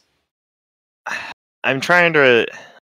I remembered when all the trailers were coming out for it. Didn't they, like, not show Mysterio as the big bad in any of the trailers? No, they did. No. Did they? Yeah. I thought that was like a catch, like out of the blue. It was like, oh, it's Mysterio. He's the bad guy. I thought it was in a few. I remember one specifically where like it was the scene of the underground scene where he was introduced to Peter. Like I remember that being in a trailer.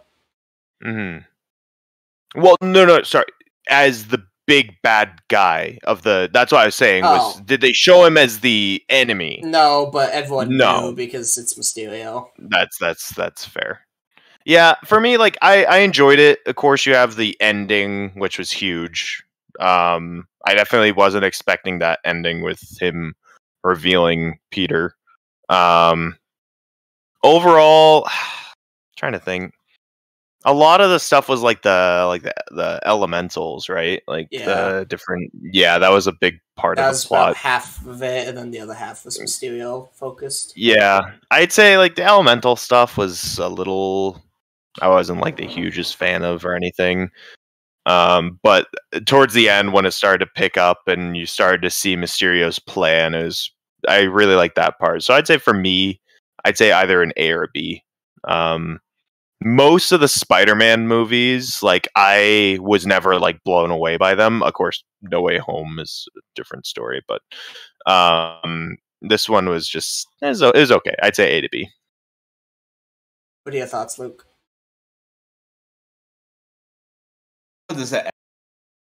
Your mic cut out. Yeah, you cut out there. Oh. Hello. Hi. Yeah, you're good. Okay. I was just saying. You guys will probably disagree with me, but I want to put it at S. Definitely disagree. I don't know. Like first of all, I just like how it encapsulated the struggle, like how he was starting to feel the struggle of being Spider-Man. Like he really wanted to spend time with MJ and ask her out, but like being Spider-Man got in the way of that, and I thought that made for a pretty relatable story. And like I think MJ in this movie was like 10 times better than she was in Homecoming. Yeah. And like all the scenes with her and Peter, I thought were really well done. And Mysterio, I really loved Mysterio. I really loved Mysterio. Like how he at first he seemed to be kind of a role model, and then he just turns. I don't know. I just really love this movie. I'm going to be the bad guy here. I disagree with both of you guys. I think this is a solid C movie, and that's being nice. I have so many complaints about this. So, I hate Mysterio. I love Jake Gyllenhaal. I love him act. I thought he did an amazing acting, but the story of Mysterio, he is just another villain upset by Tony Stark, because Tony Stark called his invention Buff. There it is again. And like at this, I was like so tired of it at this point. I was really hoping it'd be a Spider-Man focused villain. Nope, another Iron Man focused villain, and he's dead at this point. The plot is super weak. There's so many plot holes in it. Like, oh my god. Tony Stark, the plot is that Tony Stark gave a kid who had been dead for the past 5 years multi-million-dollar technology of weapons with no instructions of how to use them, and just expected him to be fine with it. Like, there's so many things that makes no sense. He's a teenager. He's been dead for the past 5 years. So how does any of this make sense? It's so confusing for me. I love Jake Gyllenhaal, and I love the acting, and visually, it's a really visually stunning piece. All the scenes with Mysterio were mesmerizing. Yeah, I loved the mesmerizing scenes with Mysterio, but I feel like this is a very C movie because there's so many things that make no sense, and the plot is so weak that it's entertaining. It is an entertaining movie. That's why I'm giving it a C. But the plot is horrendous. It is probably one of my least favorite plots in the MCU because it makes no sense and has so many plot holes in it. Well, how does it make no sense? I just said Peter's been dead for the past 5 years. So why did Tony give him a multi-billion-dollar product technology thing that he expects a teenager to know with no instructions when he had been dead? Like, that makes no sense. So I'd say with that, it would probably average to a B. Yeah, it's looking. Yeah, probably. So I'm alright with a B. Sorry, Sean. Sorry. I'm okay. We're ruining your list now. No, it's one tier higher. No, it's fine. That's why we're here. It's not a hell of your list. It's just like I said. I think this is I was very disappointed with this movie. I do think the acting was good and the visuals were good and it's entertaining. The action's good, but the plot, that's the big thing for me. The plot has to come first before everything else. And the plot was so weak in this. But yes, the final twist at the end, the ending was amazing. I love the ending, and it sets up so many things in No Way Home. that we had never seen in a Spider-Man movie. We never saw Spider-Man's Peter's identity revealed. So I think that was very well done. But it's just the whole plot of the movie just ruins it for me. Yep. But I'm good with the B. We're at B. Okay. Moving on, we finally hit Phase 4 after a window, almost a 2-year break for MCU due to COVID. Shit. Yeah. We get WandaVision. And we got Black Widow. Oh, no, WandaVision was first. Okay, cool. WandaVision was first, directed by Matt Shakman, which was January 15th, 2021. What are you guys thinking? First Disney Plus Marvel show. It's hard to compare shows to movies. Yeah. I would say I enjoy it. You guys know we talked about our lists of the shows earlier. It's in the middle of my shows for me. I would give it a solid B. The entrance, like the first couple episodes were like really weird, really cool. Like I had no idea what they were trying to do with it. Once they started getting more into Agatha and all that, then it kind of started opening up. I loved that sense of mystery, how it kind of opened up as the series went on. Compared to the other shows, though, I would say I definitely liked some of the other ones a little bit more. But overall, I'd say it was good. It wasn't bad. I would watch through it again. I have plans to, but yeah, I'd say solid B for me. No, I think that's great. I was thinking maybe like A or B, but I think B is solid. It is. I agree. I thought the first few episodes was so good. I loved how they set up this intrigue of like, what's happening? How does this all make sense? What's going on? The thing that does bring it down for me is the finale was just a stereotypical MCU finale. So it was just fight, bash, win, win. Brought it down after we had so much mystery and intrigue. So I think the first half of the season's so good, and like the first half is like an A, but then the second half is a B. So I think I can agree with that. I think definitely. B's good. Yeah, I can agree with that. I think the characterizations were good. I thought Wanda was very well done. I thought Vision was very well done. And like going back to Luke's comment back when we were talking about Thor, I thought Darcy was a lot better in this. And I like how we got just a little bit more about what's going on with the snap for certain people, some who was snapped and who wasn't. Right. But no, I think B is a solid place for it. Right. What are your thoughts, Luke? Yeah, I mean, my thoughts are pretty much the same as you guys. Like the mystery element was really, really well done. Pretty much all the character work was really good. And Sean, like you said, I thought the finale kind of brought it down. One comment that kind of bothers me is how at the end Mon Caramba was just like, "You'll never understand what you sacrificed for these people." That bothers me because it's just like she literally emotionally traumatized these people for months. Yeah, I always felt that was a little. I felt like Wanda should have been. Not that I don't like her as a character, but yeah, she literally enslaved a whole town and got off basically scot-free. You know, that thing. So that did bother me a bit, but you know, and the villain of it, if you think it, not Agatha, but the government guy, I can't remember his name, he technically was doing the right thing until the end when they made him just go crazy because they need the villain to be an actual villain. Yeah, that bothered me, but there was a town enslaved. She was harming these people. He was just trying to stop her. Until the last episode. I think his name was Hayward. Yep. Something like that. Yeah, I think that's right. Hayward. Or Hayworth or something like that. But yeah. Yeah, right. He was completely reasonable. And then like in the last episode, they're just like, yeah, no, this dude's gone berserk. White Vision, here we go. Yeah. So it was up until then when they made him a villain just for the sake of being a villain. But I think B's good. We all seem to agree with it. So moving on, we got Falcon and the Winter Soldier, which is directed by Kari Skoglund. Probably mispronounced that, but whatever. Came out first episode premiered March 19th, 2021. I'm gonna talk about this recently. Yeah, I'm gonna reverse you here, Luke, because with Far From Home, I let you say the good stuff first, and I said the bad stuff. I'm going to start with the bad stuff here. I think this is a D tier. Yikes. Like, this is another very weak outing for me. This is the worst MCU villain in my opinion. I thought the Flag Smashers, they started off strong, and then I think it was episode 5, or maybe it was in episode 6, they literally just say that the whole goal was to protect people and protect the innocent and like help out the poor and whatnot.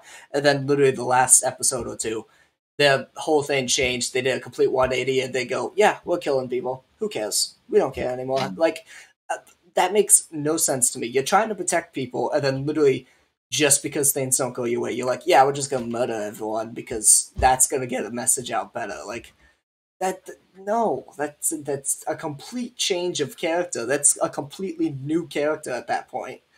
It just didn't work. There's a few things that do work.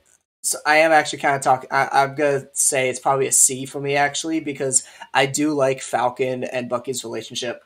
I thought that was done very well, and I loved Falcon's kind of like struggle to accept himself as Captain America, and I felt like that was done well. I am a little disappointed that Bucky was kind of sidelined. Like, his whole plot, it's there for episode 1, and then it's absent, non-existent until episode 6. His plot is literally put on pause. His character arc is just pause, and then episode 6, play, done, boom. I think the first half of this is solid, but then the second half, there's too many plots. The Power Broker twist was not a twist. It was the most obvious thing in fucking history. Everyone saw it coming. And it's just, you had the plot with Zemo, plot with Falcon, you had the plot with US Agent, plot with Bucky, plot with the Flag Smashers, plot with Sharon Carter, plot with the, the Wakandans, blanking on the name. But yeah, that plot. Yep. Well, the Dora Milaje. That's what it is. Oh yeah. The plot with them. Plot with. There was a lot. Yeah. Now you mentioned it. Yeah. I didn't even realize there was that much until now that. Plot. Hey, plot they with shoved a lot. Yeah, plot with the Isaiah Bradley too. Plot with Isaiah Bradley. Like, I'm up to 9 on my fingers, and it was 6 episodes. Like, I think that there are some things that were done well, so I am moving. I would rather put it in C instead of D now, because I do really like some things, but it is too much for too short of a thing. It needed to either be pushed into extra episodes or given a second season or something. But like, it was too much for the shortness it was. Yeah, I'm similar. I was gonna say C to D. Like, I was thinking, like, I was originally like going to say C, but I started to lean more towards D once I just like looked at like the movies in D, and it's like I would probably go and rewatch those movies over rewatching through Falcon and Winter Soldier. Like, personally, like, I don't know. It never really clicked with me. Like, obviously, I've said with you guys, it was really political. I wasn't a fan of that. What you were mentioning with all the different plot points is kind of crazy. The introduction of what was his name? John Walker, right? Yeah. The introduction of that was kind of cool. I know a lot of people despised the actor simply because he was doing a good job. Yeah, I thought he was being really good. Yeah, I enjoyed like that. That was cool to me, and the whole when he took the shield and he bashed the person and fucking murdered them. Like, I thought that was really well done. I thought that was really cool. But overall, like, the rest of it was it's just really mediocre for me. I definitely, like I said, like, I would probably go back and watch like Iron Man 2 over watching this again. Like, I've rewatched Iron Man 2. I would go back and watch Captain Marvel. It never really clicked with me, this one. So you're thinking D, I'm thinking C. What do you think of this? C to D, yeah. I know you. I also like this series more than you guys. I put it at B. Okay. Let's see. I thought I think the character work in this was mostly well done. Sean, like you said, I like Sam coming to terms. Sam Wilson, obviously.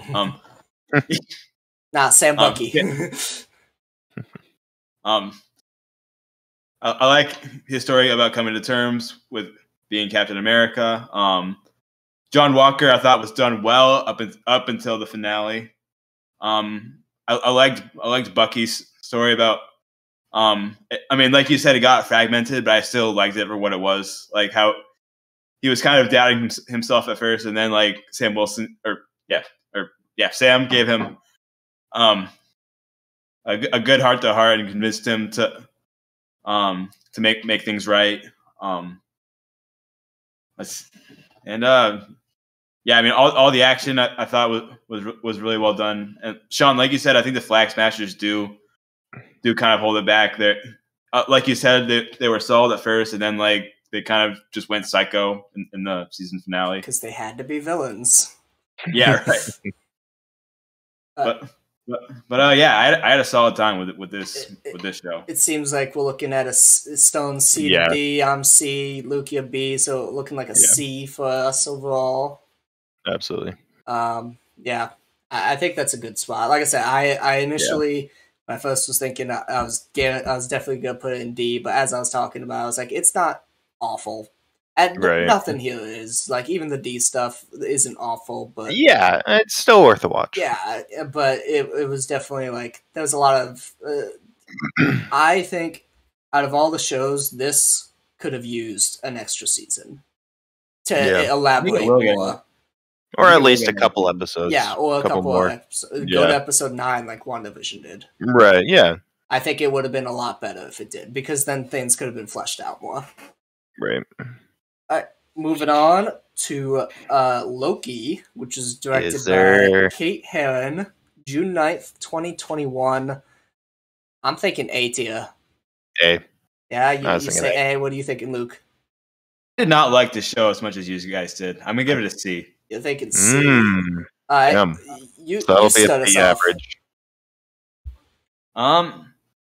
I don't know. I just didn't find it quite as interesting. There are definitely parts about it that I liked. I mean, Tom Hiddleston, as usual, as Loki, is phenomenal. I think that's what a big part of the reason I liked it was simply because it's Tom Hiddleston as Loki. I think that was a big part of it for me.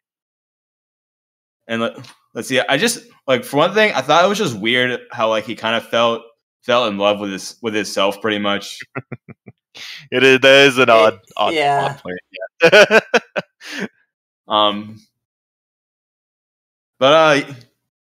Yeah, I don't know. I didn't find Owen Wilson's character particularly interesting. I don't know. I just didn't have I was a lot more bored with this than I was for other MCU products. I will say it's a very exposition heavy show compared to like what we got in, well, not so much WandaVision, but Falcon and Winter Soldier. Falcon and Winter Soldier has a lot of action compared to Loki not having a lot of action. So I do understand why it is not as interesting for certain people because there's not as much action. I actually, when I first saw this was a thing, I thought this was going to be the stupidest. This was the one I was looking forward to the least because I thought this was just going to be another stupid way for them to bring Loki back, shoehorn him back into the MCU somehow. They did so much more. They did so much. They surpassed my expectations. I was not looking forward to this. And then the first few episodes I saw, and yeah, it surprised me. And the implications, I mean, if this was a rating on like importance, this would be like S, because like absolutely. The importance of it alone is so huge. It opened up the multiverse. It is the show to open the multiverse. It's because of this we got No Way Home, we got Multiverse of Madness, and who knows what else to come. Yeah, for me. Are you done? No, I was just gonna say I felt most of the characters were done well. I liked Mobius and Mobius. I thought he was really funny, and I liked his connection with Loki. I thought they had a good relationship, and I liked Loki kind of seeing himself in a new light. The only thing I'll say that kind of disappointed me was I wish it was 2012 Loki, so I was kind of hoping for a bit more evil trickster goddish, which we didn't quite get a lot of, but yeah, I still thought it was a very well done show. Yeah, just going off that point real quick, like that would be so hard to pull off like perfectly, because like he had been growing with that character over the last like several movies that he had done. So like trying to revert like as best as he could back to that 2012, that would be so hard. I thought he did well, but yeah, like you said, like it's kind of like not quite as like evil and sinister as he was. But for me, I really liked Loki simply because it just made me question everything in the MCU. Like when they just showed the fucking Infinity Stones in the drawer, that made me just like, what the fuck is going on? Like I had no idea what to think. Like I was so confused, and I loved that about it. It just like threw everything that we knew about the MCU up to that point just out the window. Who cares about all that stuff with Thanos? That's just one timeline. We have other things to worry about. Like I loved that. It caught me off guard. It was so enjoyable. I love Tom Hiddleston as Loki. So yeah, for me, definite A. But I think with averaging, it'll come out to a B with you having it lower, Luke. I'm okay with it being at a B. Yeah. I will say that fifth episode when they introduced all the Loki variants was really good. That was good. I like that. Crazy. That was weird. We got the introduction of Jonathan Majors as Kane the Conqueror. Well, indeed, not quite Kane yet. That'll be a different variant of him. But moving on. Now we get into the first Phase 4 movie with Black Widow. Directed by Kate Shortland, which was July 9th, 2021. So, less than a year ago, which is kind of surprising. But, I'm kind of leaning between C and D for this one. Yeah, I agree. Like I said before, this was the movie. It was too late. This should have been, I felt, when Captain Marvel came out. But honestly, even before that, like, this was just like, I think COVID definitely hurt it because we were waiting for it. We saw the trailers, and then COVID hit, and it got pushed back like a year or two, or however long it was. And we were just still waiting for it, and still waiting for it. And then we finally get to see it, and it was just kind of meh. Like, Taskmaster was an absolute flop of a villain.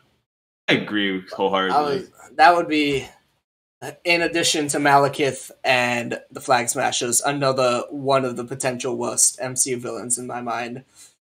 Just, that's another one that comics basically fail me on. Is Taskmaster is this arrogant, cocky villain who's smart and calculated. No, now he's just a glorified henchman.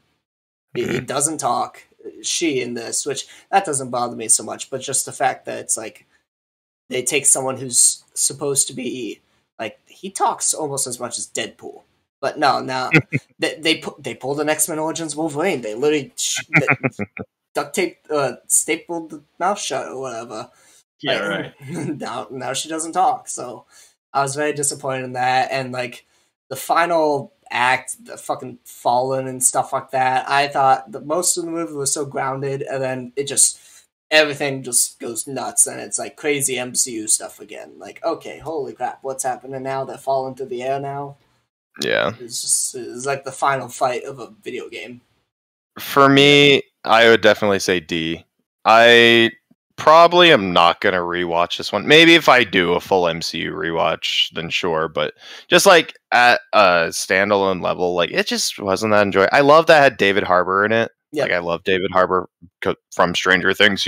I fucking love him as an actor. I thought. What's that? He was a highlight, I thought. Yeah, he was funny still, and like I thought he was really fun. But for me, like I when you were talking, it was like I just thought about it.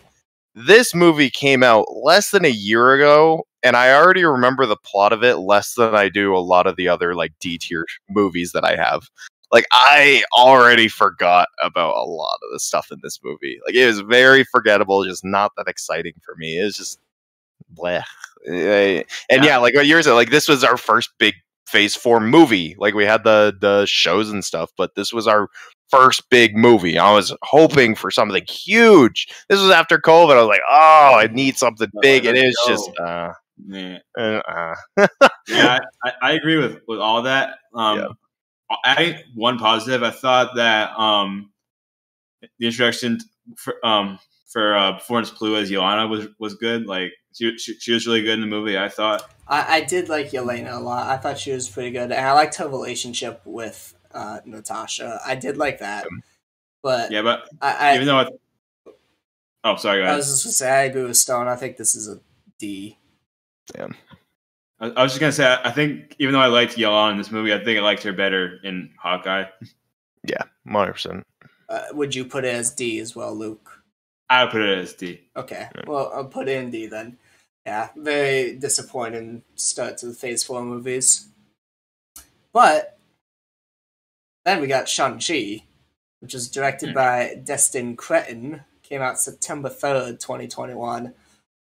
I'm thinking A or B for this. I was going to say A for Shang. I enjoyed, I very much, like, even though it was like a regular kind of show, like movie, like you know, it had the bad guy, had the good guy, like it didn't do like anything absolutely massive. It was a basic like kind of hero villain story, but for a character that I had never heard about, like, again, I don't have the background with stuff, I really enjoyed it. I thought there was a lot of good comedy with it. I loved the stuff with the rings, like I thought all the powers and stuff, like visually it was a really cool movie. Just overall, like I really enjoyed it. And coming off of Black Widow, like I was nervous. I'm like, oh no, did Marvel lose its touch? Like, what's going on? But no, I loved Shang-Chi. I loved it. What are you thinking, Luke? I would agree. I put it as A2. Gosh, I need to remember the actor's name. But who was it that played Shang-Chi?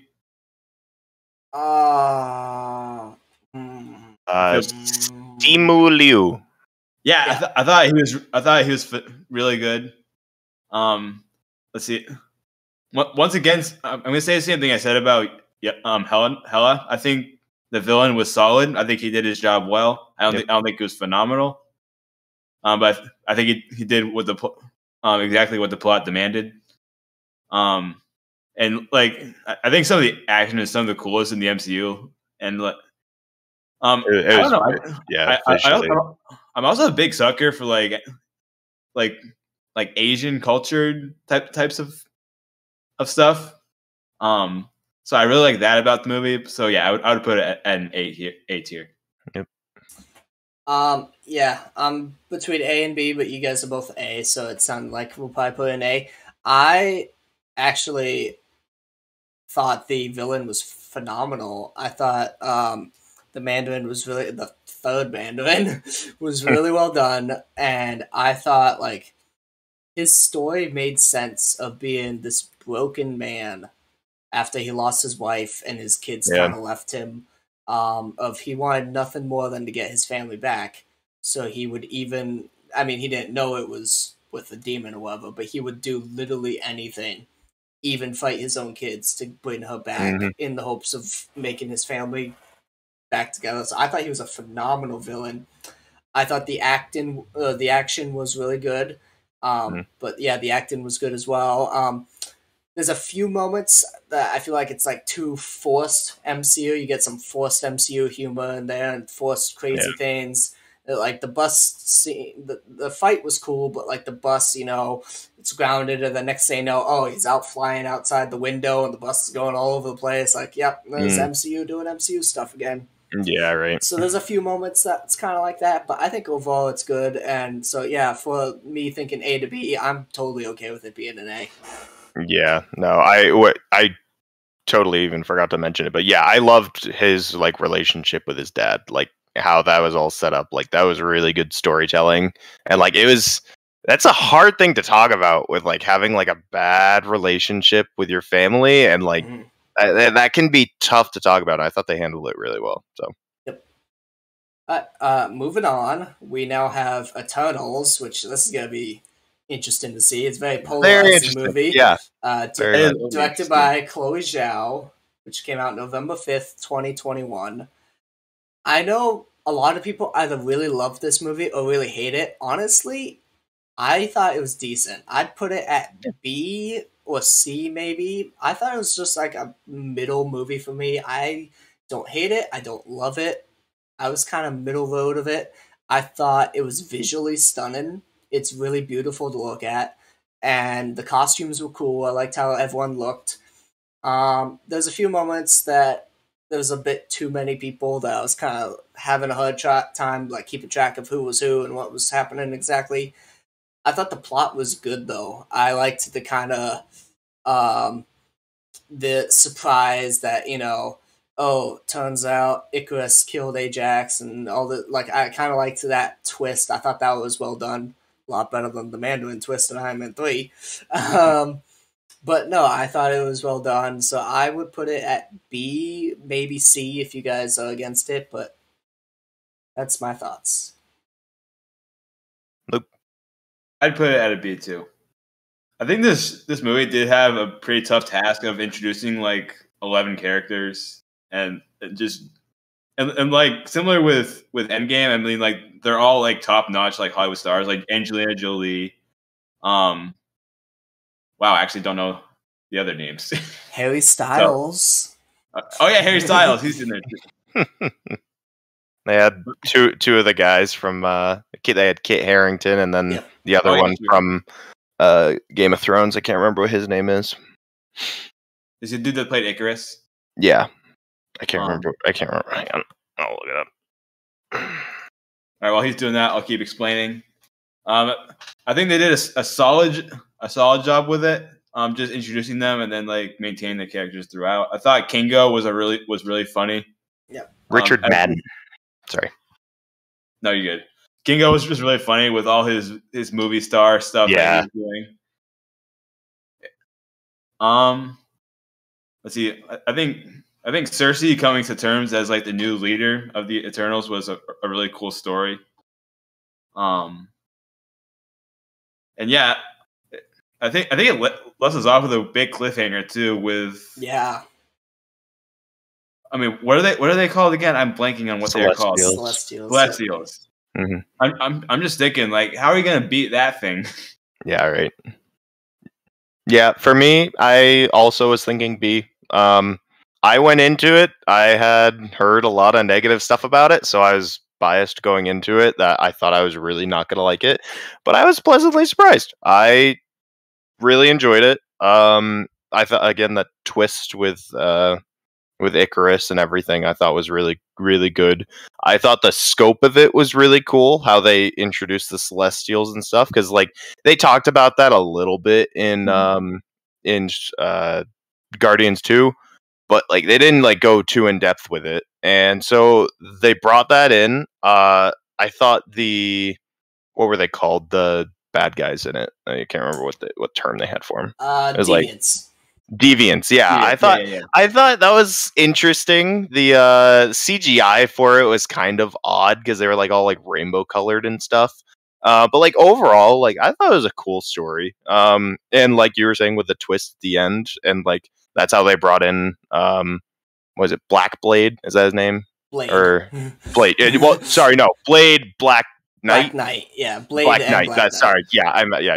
I liked how they brought all that in, and they left it open to bring in new characters and stuff. So yeah, I don't think it's quite stands up to an A for me, but yeah, B I'd say is pretty solid for it. All right, moving on. We have Hawkeye by Bryce Thomas, which it premiered November 24th, 2021. I go back and forth between this, Loki, and Moon Knight of what's my favorite of the Disney Plus shows. But I keep thinking of like Kingpin and how monumental it is that he's in the MCU. Yeah. I want to put this at A. I thought the show was really well done. I'm a sucker for Christmas time stuff. I love Christmas movies and stuff like that, so I am a little biased. But I loved the relationship between Kate Bishop and Clint. I loved the relationship between Kate Button and Yelena. I just thought that there's so many good character moments in it. This is an A for me. I would say A too. I think it did Hawkeye a lot of justice. I like how like throughout the series he's constantly reminded how like towards the beginning of the series he's constantly reminded about like he's like the least like well-known Avenger, but like there's still but like he's also reminded that he has his fans like there's this scene at LARP where at the LARP park where everybody's recognizing him like saying like dude you're a hero. Yeah.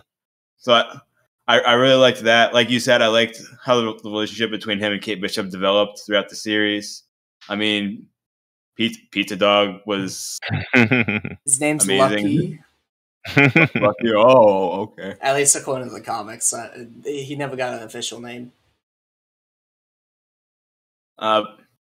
I think it also did Black Widow a lot of justice. I think a lot of people were complaining that like Tony Stark got a lot of attention for his sacrifice after Endgame, and they didn't give a lot of attention to Black Widow. True. And I think this series kind of gave her flowers. Let's see. One of my favorite scenes was like the one part where Yelena appears in Kate's apartment. Yeah, that's funny. And, like everything with the macaroni and stuff was just amazing. Yeah. I like the elevator scene with them too. Yeah, I want to see them together in more MCU stuff. Yeah, they worked really well together. But yeah, this would be A tier for me. I was between A and B. I do really like Hawkeye. I thought it was a really good show. I liked how much they humanized Clint. They like the stuff with the hearing loss and all that. Like they really like brought him down to earth and showed like he's not like anything. Like he's not like a super soldier or anything like that. He's just a man who's really good at shooting a bow. I thought it was really good. I liked the stuff with the Yelena. I thought it was really good.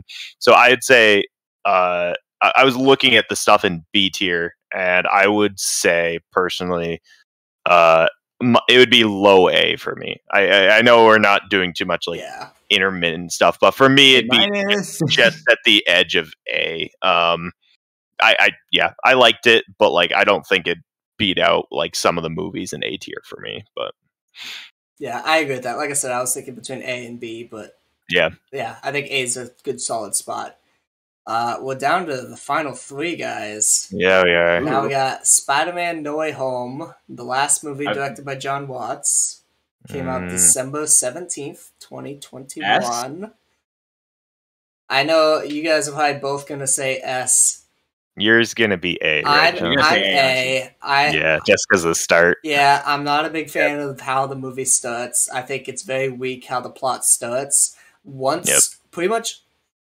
It's to me, it's like the first part up until we get to Doc Ock on the bridge is like maybe a B movie at best. But after that, it's like a solid A plus or S for this tier. A solid S plus movie at that point. From literally that point all the way to the end, I thought there's so many good character moments in it. So I can see why you guys would put it in S. Me personally, I would do A just because that first like 45 minutes, hour, however long it is, isn't quite up to par. It's kind of forced to get you there, you know. It's Doctor Strange literally could have taken 2 seconds to talk about how the spell works with someone who obviously doesn't know how magic works. I also have a complaint. I don't think Spider-Man could beat Doctor Strange. I really don't. Like I'm not sure he really quote unquote beat him. He was stuck there for 12 hours. Doctor Strange has so many things he could have done to get out of there. Like, he literally took on Thanos single-handedly. He was fighting Wanda by himself, but then a teenager can just tie him up and dangle him over a canyon for 12 hours. Science! No, it's math. Oh, sorry, math. Yeah. So that's a little gripe I have about it, but I was worried about how like the cameos were gonna go. I thought, like you said before, Stone, I thought Tom Holland was gonna get overshadowed again for a third time. He didn't. I was very happy that he wasn't. Doctor Strange was only there for plot relevance. I'm glad he wasn't overused, and every other character was used appropriately, and I felt like it worked out well. them killing off Aunt May, I think definitely re-centered the movie into being like, shit, Tom Holland's fucked. Like right there, like that really kind of set the tone. I was like, oh, and no. William Dafoe brought his A game once again. Oh my god, so good. So good. I mean, Andrew Garfield deserves all the flowers he's getting, but like me personally, when I saw the movie, William Dafoe was really the big exclamation point for me. Oh, good. I felt William Dafoe and Andrew Garfield for me would be top 2. Yeah, and with what you were saying with the start of the movie, Sean, I can definitely agree it was slow. But for me, just the ending, the middle to the end with everything going on, simply because all of that was so good, it made me totally okay with the beginning being slow. So that's why it's still S for me. It just, the ending just blew me away. I loved everything about it. So for me, definitely S. I can understand, like you said, with the start and wanting it to be A, because it's not a full movie that's great. It's a part of the movie, but for me, that part was just. It would be like high A for me if we were to do it. So I'm perfectly okay with it kind of being like mid to low S in general, even if we're not doing that. But I'm okay with putting it in S if you guys both want it in S. Yeah, I'm cool with it. Yeah, Sean, I don't have as much of a problem with that first hour as much as you do. I thought it was good, like, build up for the rest of the movie. I do agree with you in the fact that, like, Doctor Strange, like, he couldn't have sat down with Peter and said, okay, here are the parameters. What are they? Yeah, because it's just like, he's a neurosurgeon, so he's probably used. I mean, you got to think he's used to sitting down and telling people, okay, you're going through a surgery. Here's what can happen. Yeah. It's similar to like what you were saying with Far From Home, where like Tony Stark did the same exact thing. You just kind of thrust it on him and like, hey, good luck, kind of thing. Yeah, right. When you mentioned that, I'm like, that's very similar to that. Yeah, that's and I have an issue with that, but I agree. I think literally Doc Ock on the Bridge onward, it's such a good movie. So I agree.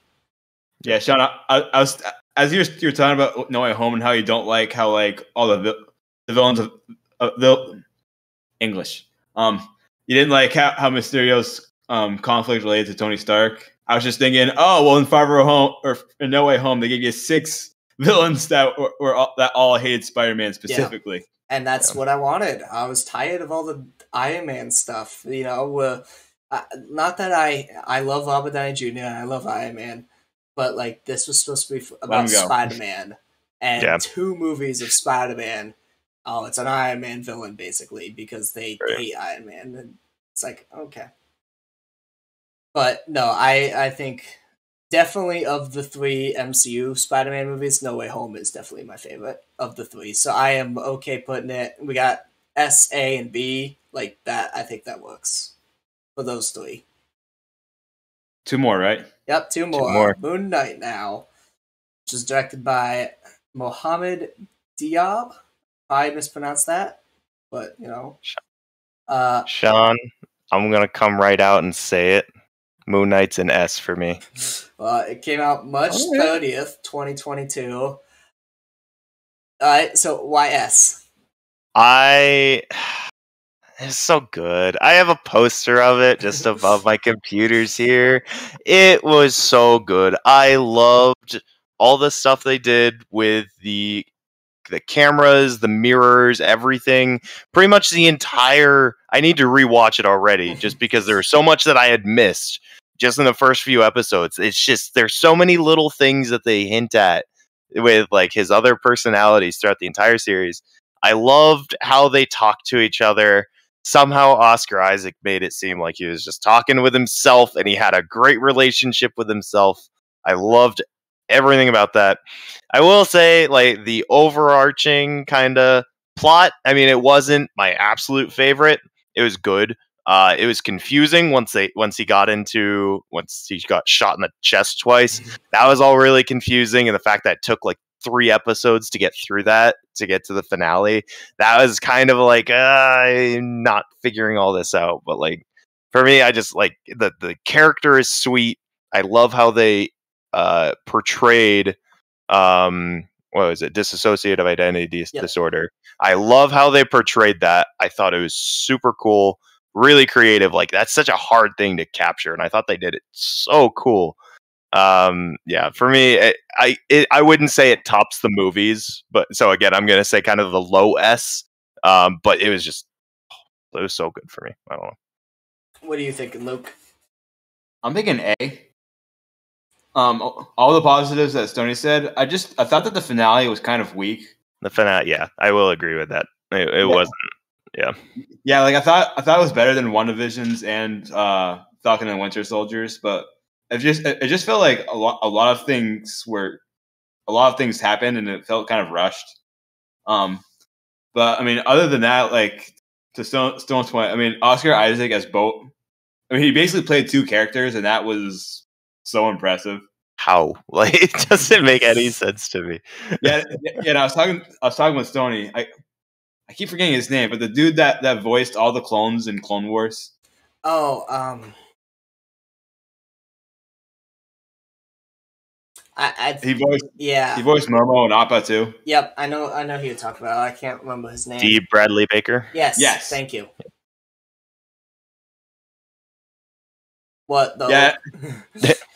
Yeah, it just made me think like that guy basically played like four characters at once, like all had conversations with each other. Yeah, I was thinking A for this as well. I figured you guys would probably be a little less than me. I knew you guys both liked it, but I loved it. Yeah, I would put it A for. So when I think about like between this and Hawkeye and Loki and whatnot, I do think Steve and Mark, or Oscar and Oscar, I think their relationship tops every other Disney Plus like character relationships we've gotten because of how unique it is and how like central to the plot it is and how cool like we get to like see it through Steven's eyes and now we get to see it through Mark's eyes and so on and so forth. So I think that is so unique and so awesome. I think the plot, I agree, it was kind of like it wasn't a bad plot, but it wasn't great. I will say episode 5 was amazing where they kind of went into the backstory of Mark and you really learned who he was and how he got to where he was. But I think that should have been episode 4, and I think the finale should have been longer and put into episodes 5 and 6 because they did. I agree with Luke. They kind of crammed everything into the one episode at the end there, and like they had kind of the WandaVision mystery aspect. WandaVision answered it in episode 4, and you had 5 episodes later to figure it out. Moon Knight, you answer everything the second to last episode, so I felt like it was a bit too late, and I felt like it should have been an episode back, and then finale could have been stretched into 2 episodes to kind of get more of a finale, you know, more time to let things settle. So I'm thinking A, Luke's A, you're low S, so A sound good? Yeah, A.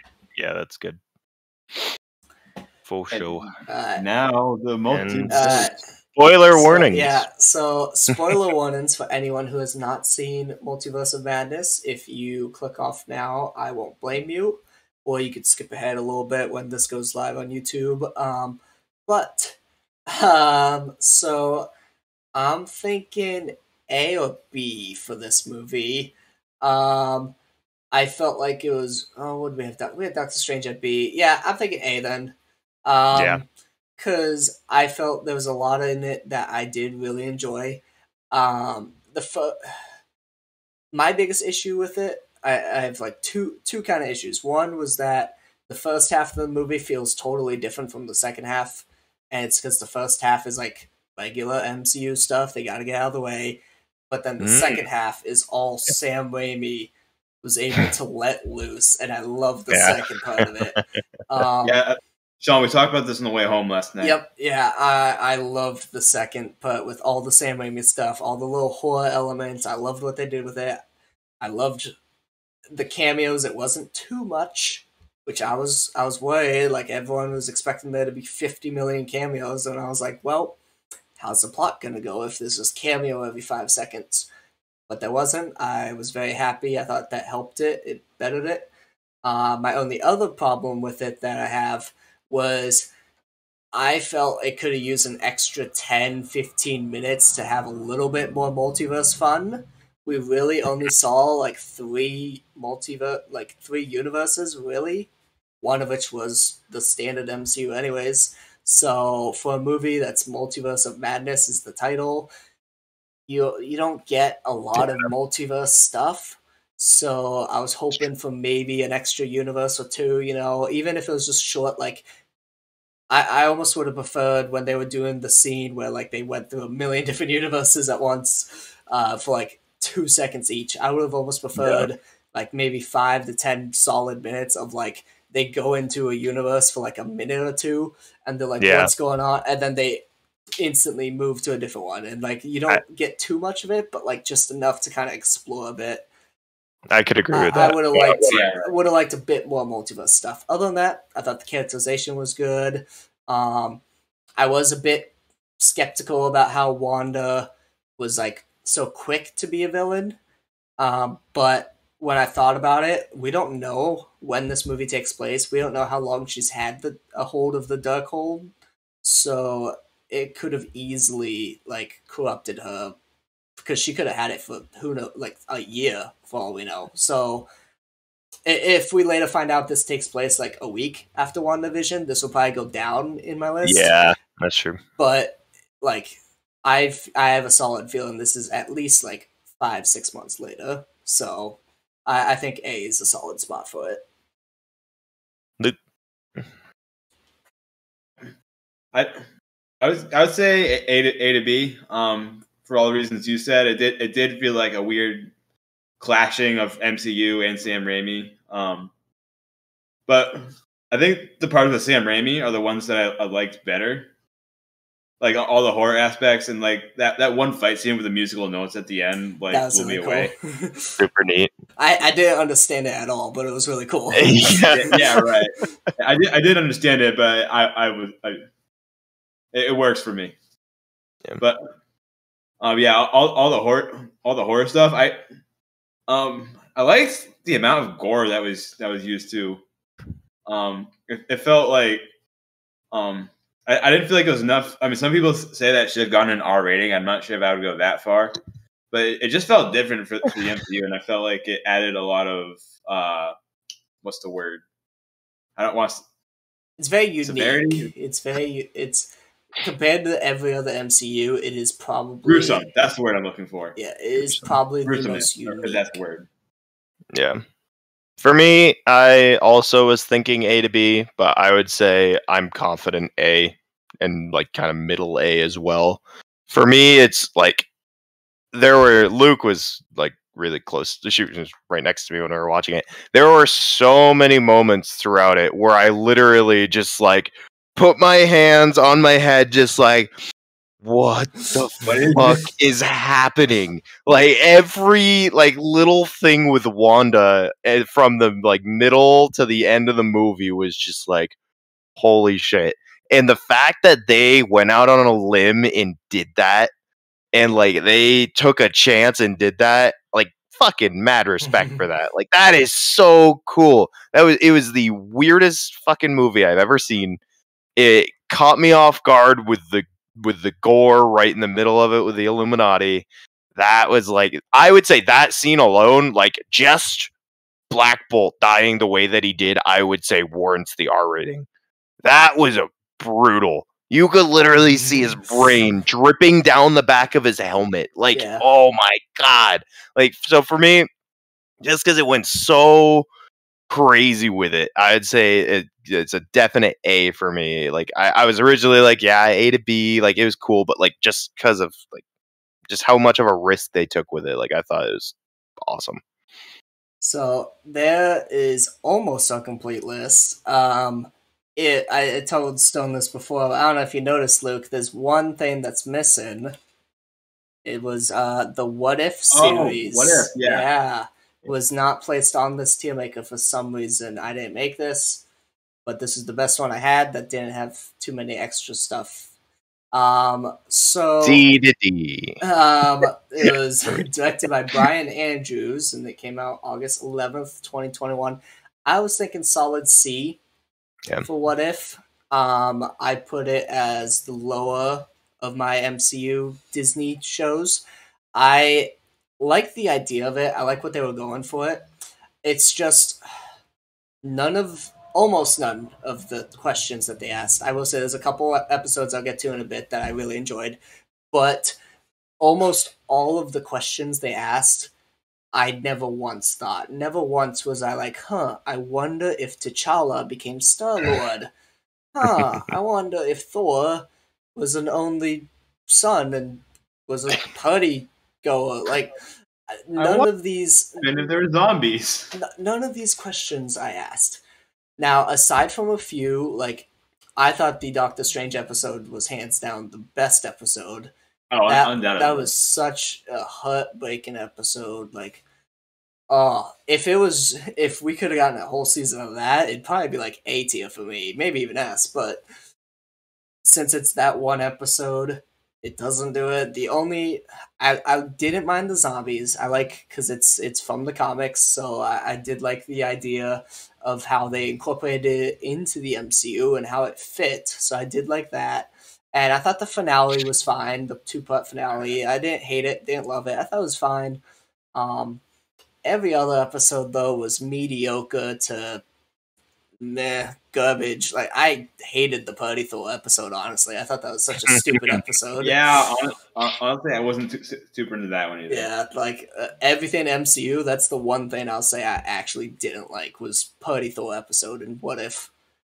Everything else, though, was mediocre to okay at best, so I would put it at C only because there was those 4 episodes out of 9, I guess, that were good to amazing. Yeah, I can agree with that. What do you think, Luke? I put this at like C to D. C to D, like, so seems like C seems to be a general consensus. Yeah, I'd say so. I hope if they do a second season of this that they actually do interesting concepts. Yeah. Yeah, of all the shows, Loki and What If are the only 2 confirmed to get a second season right now. Although I would love Moon Knight to get a second season because of that cliffhanger. I want Moon Knight season 2 so bad. It can't introduce Jake Lockley and be good. Yeah.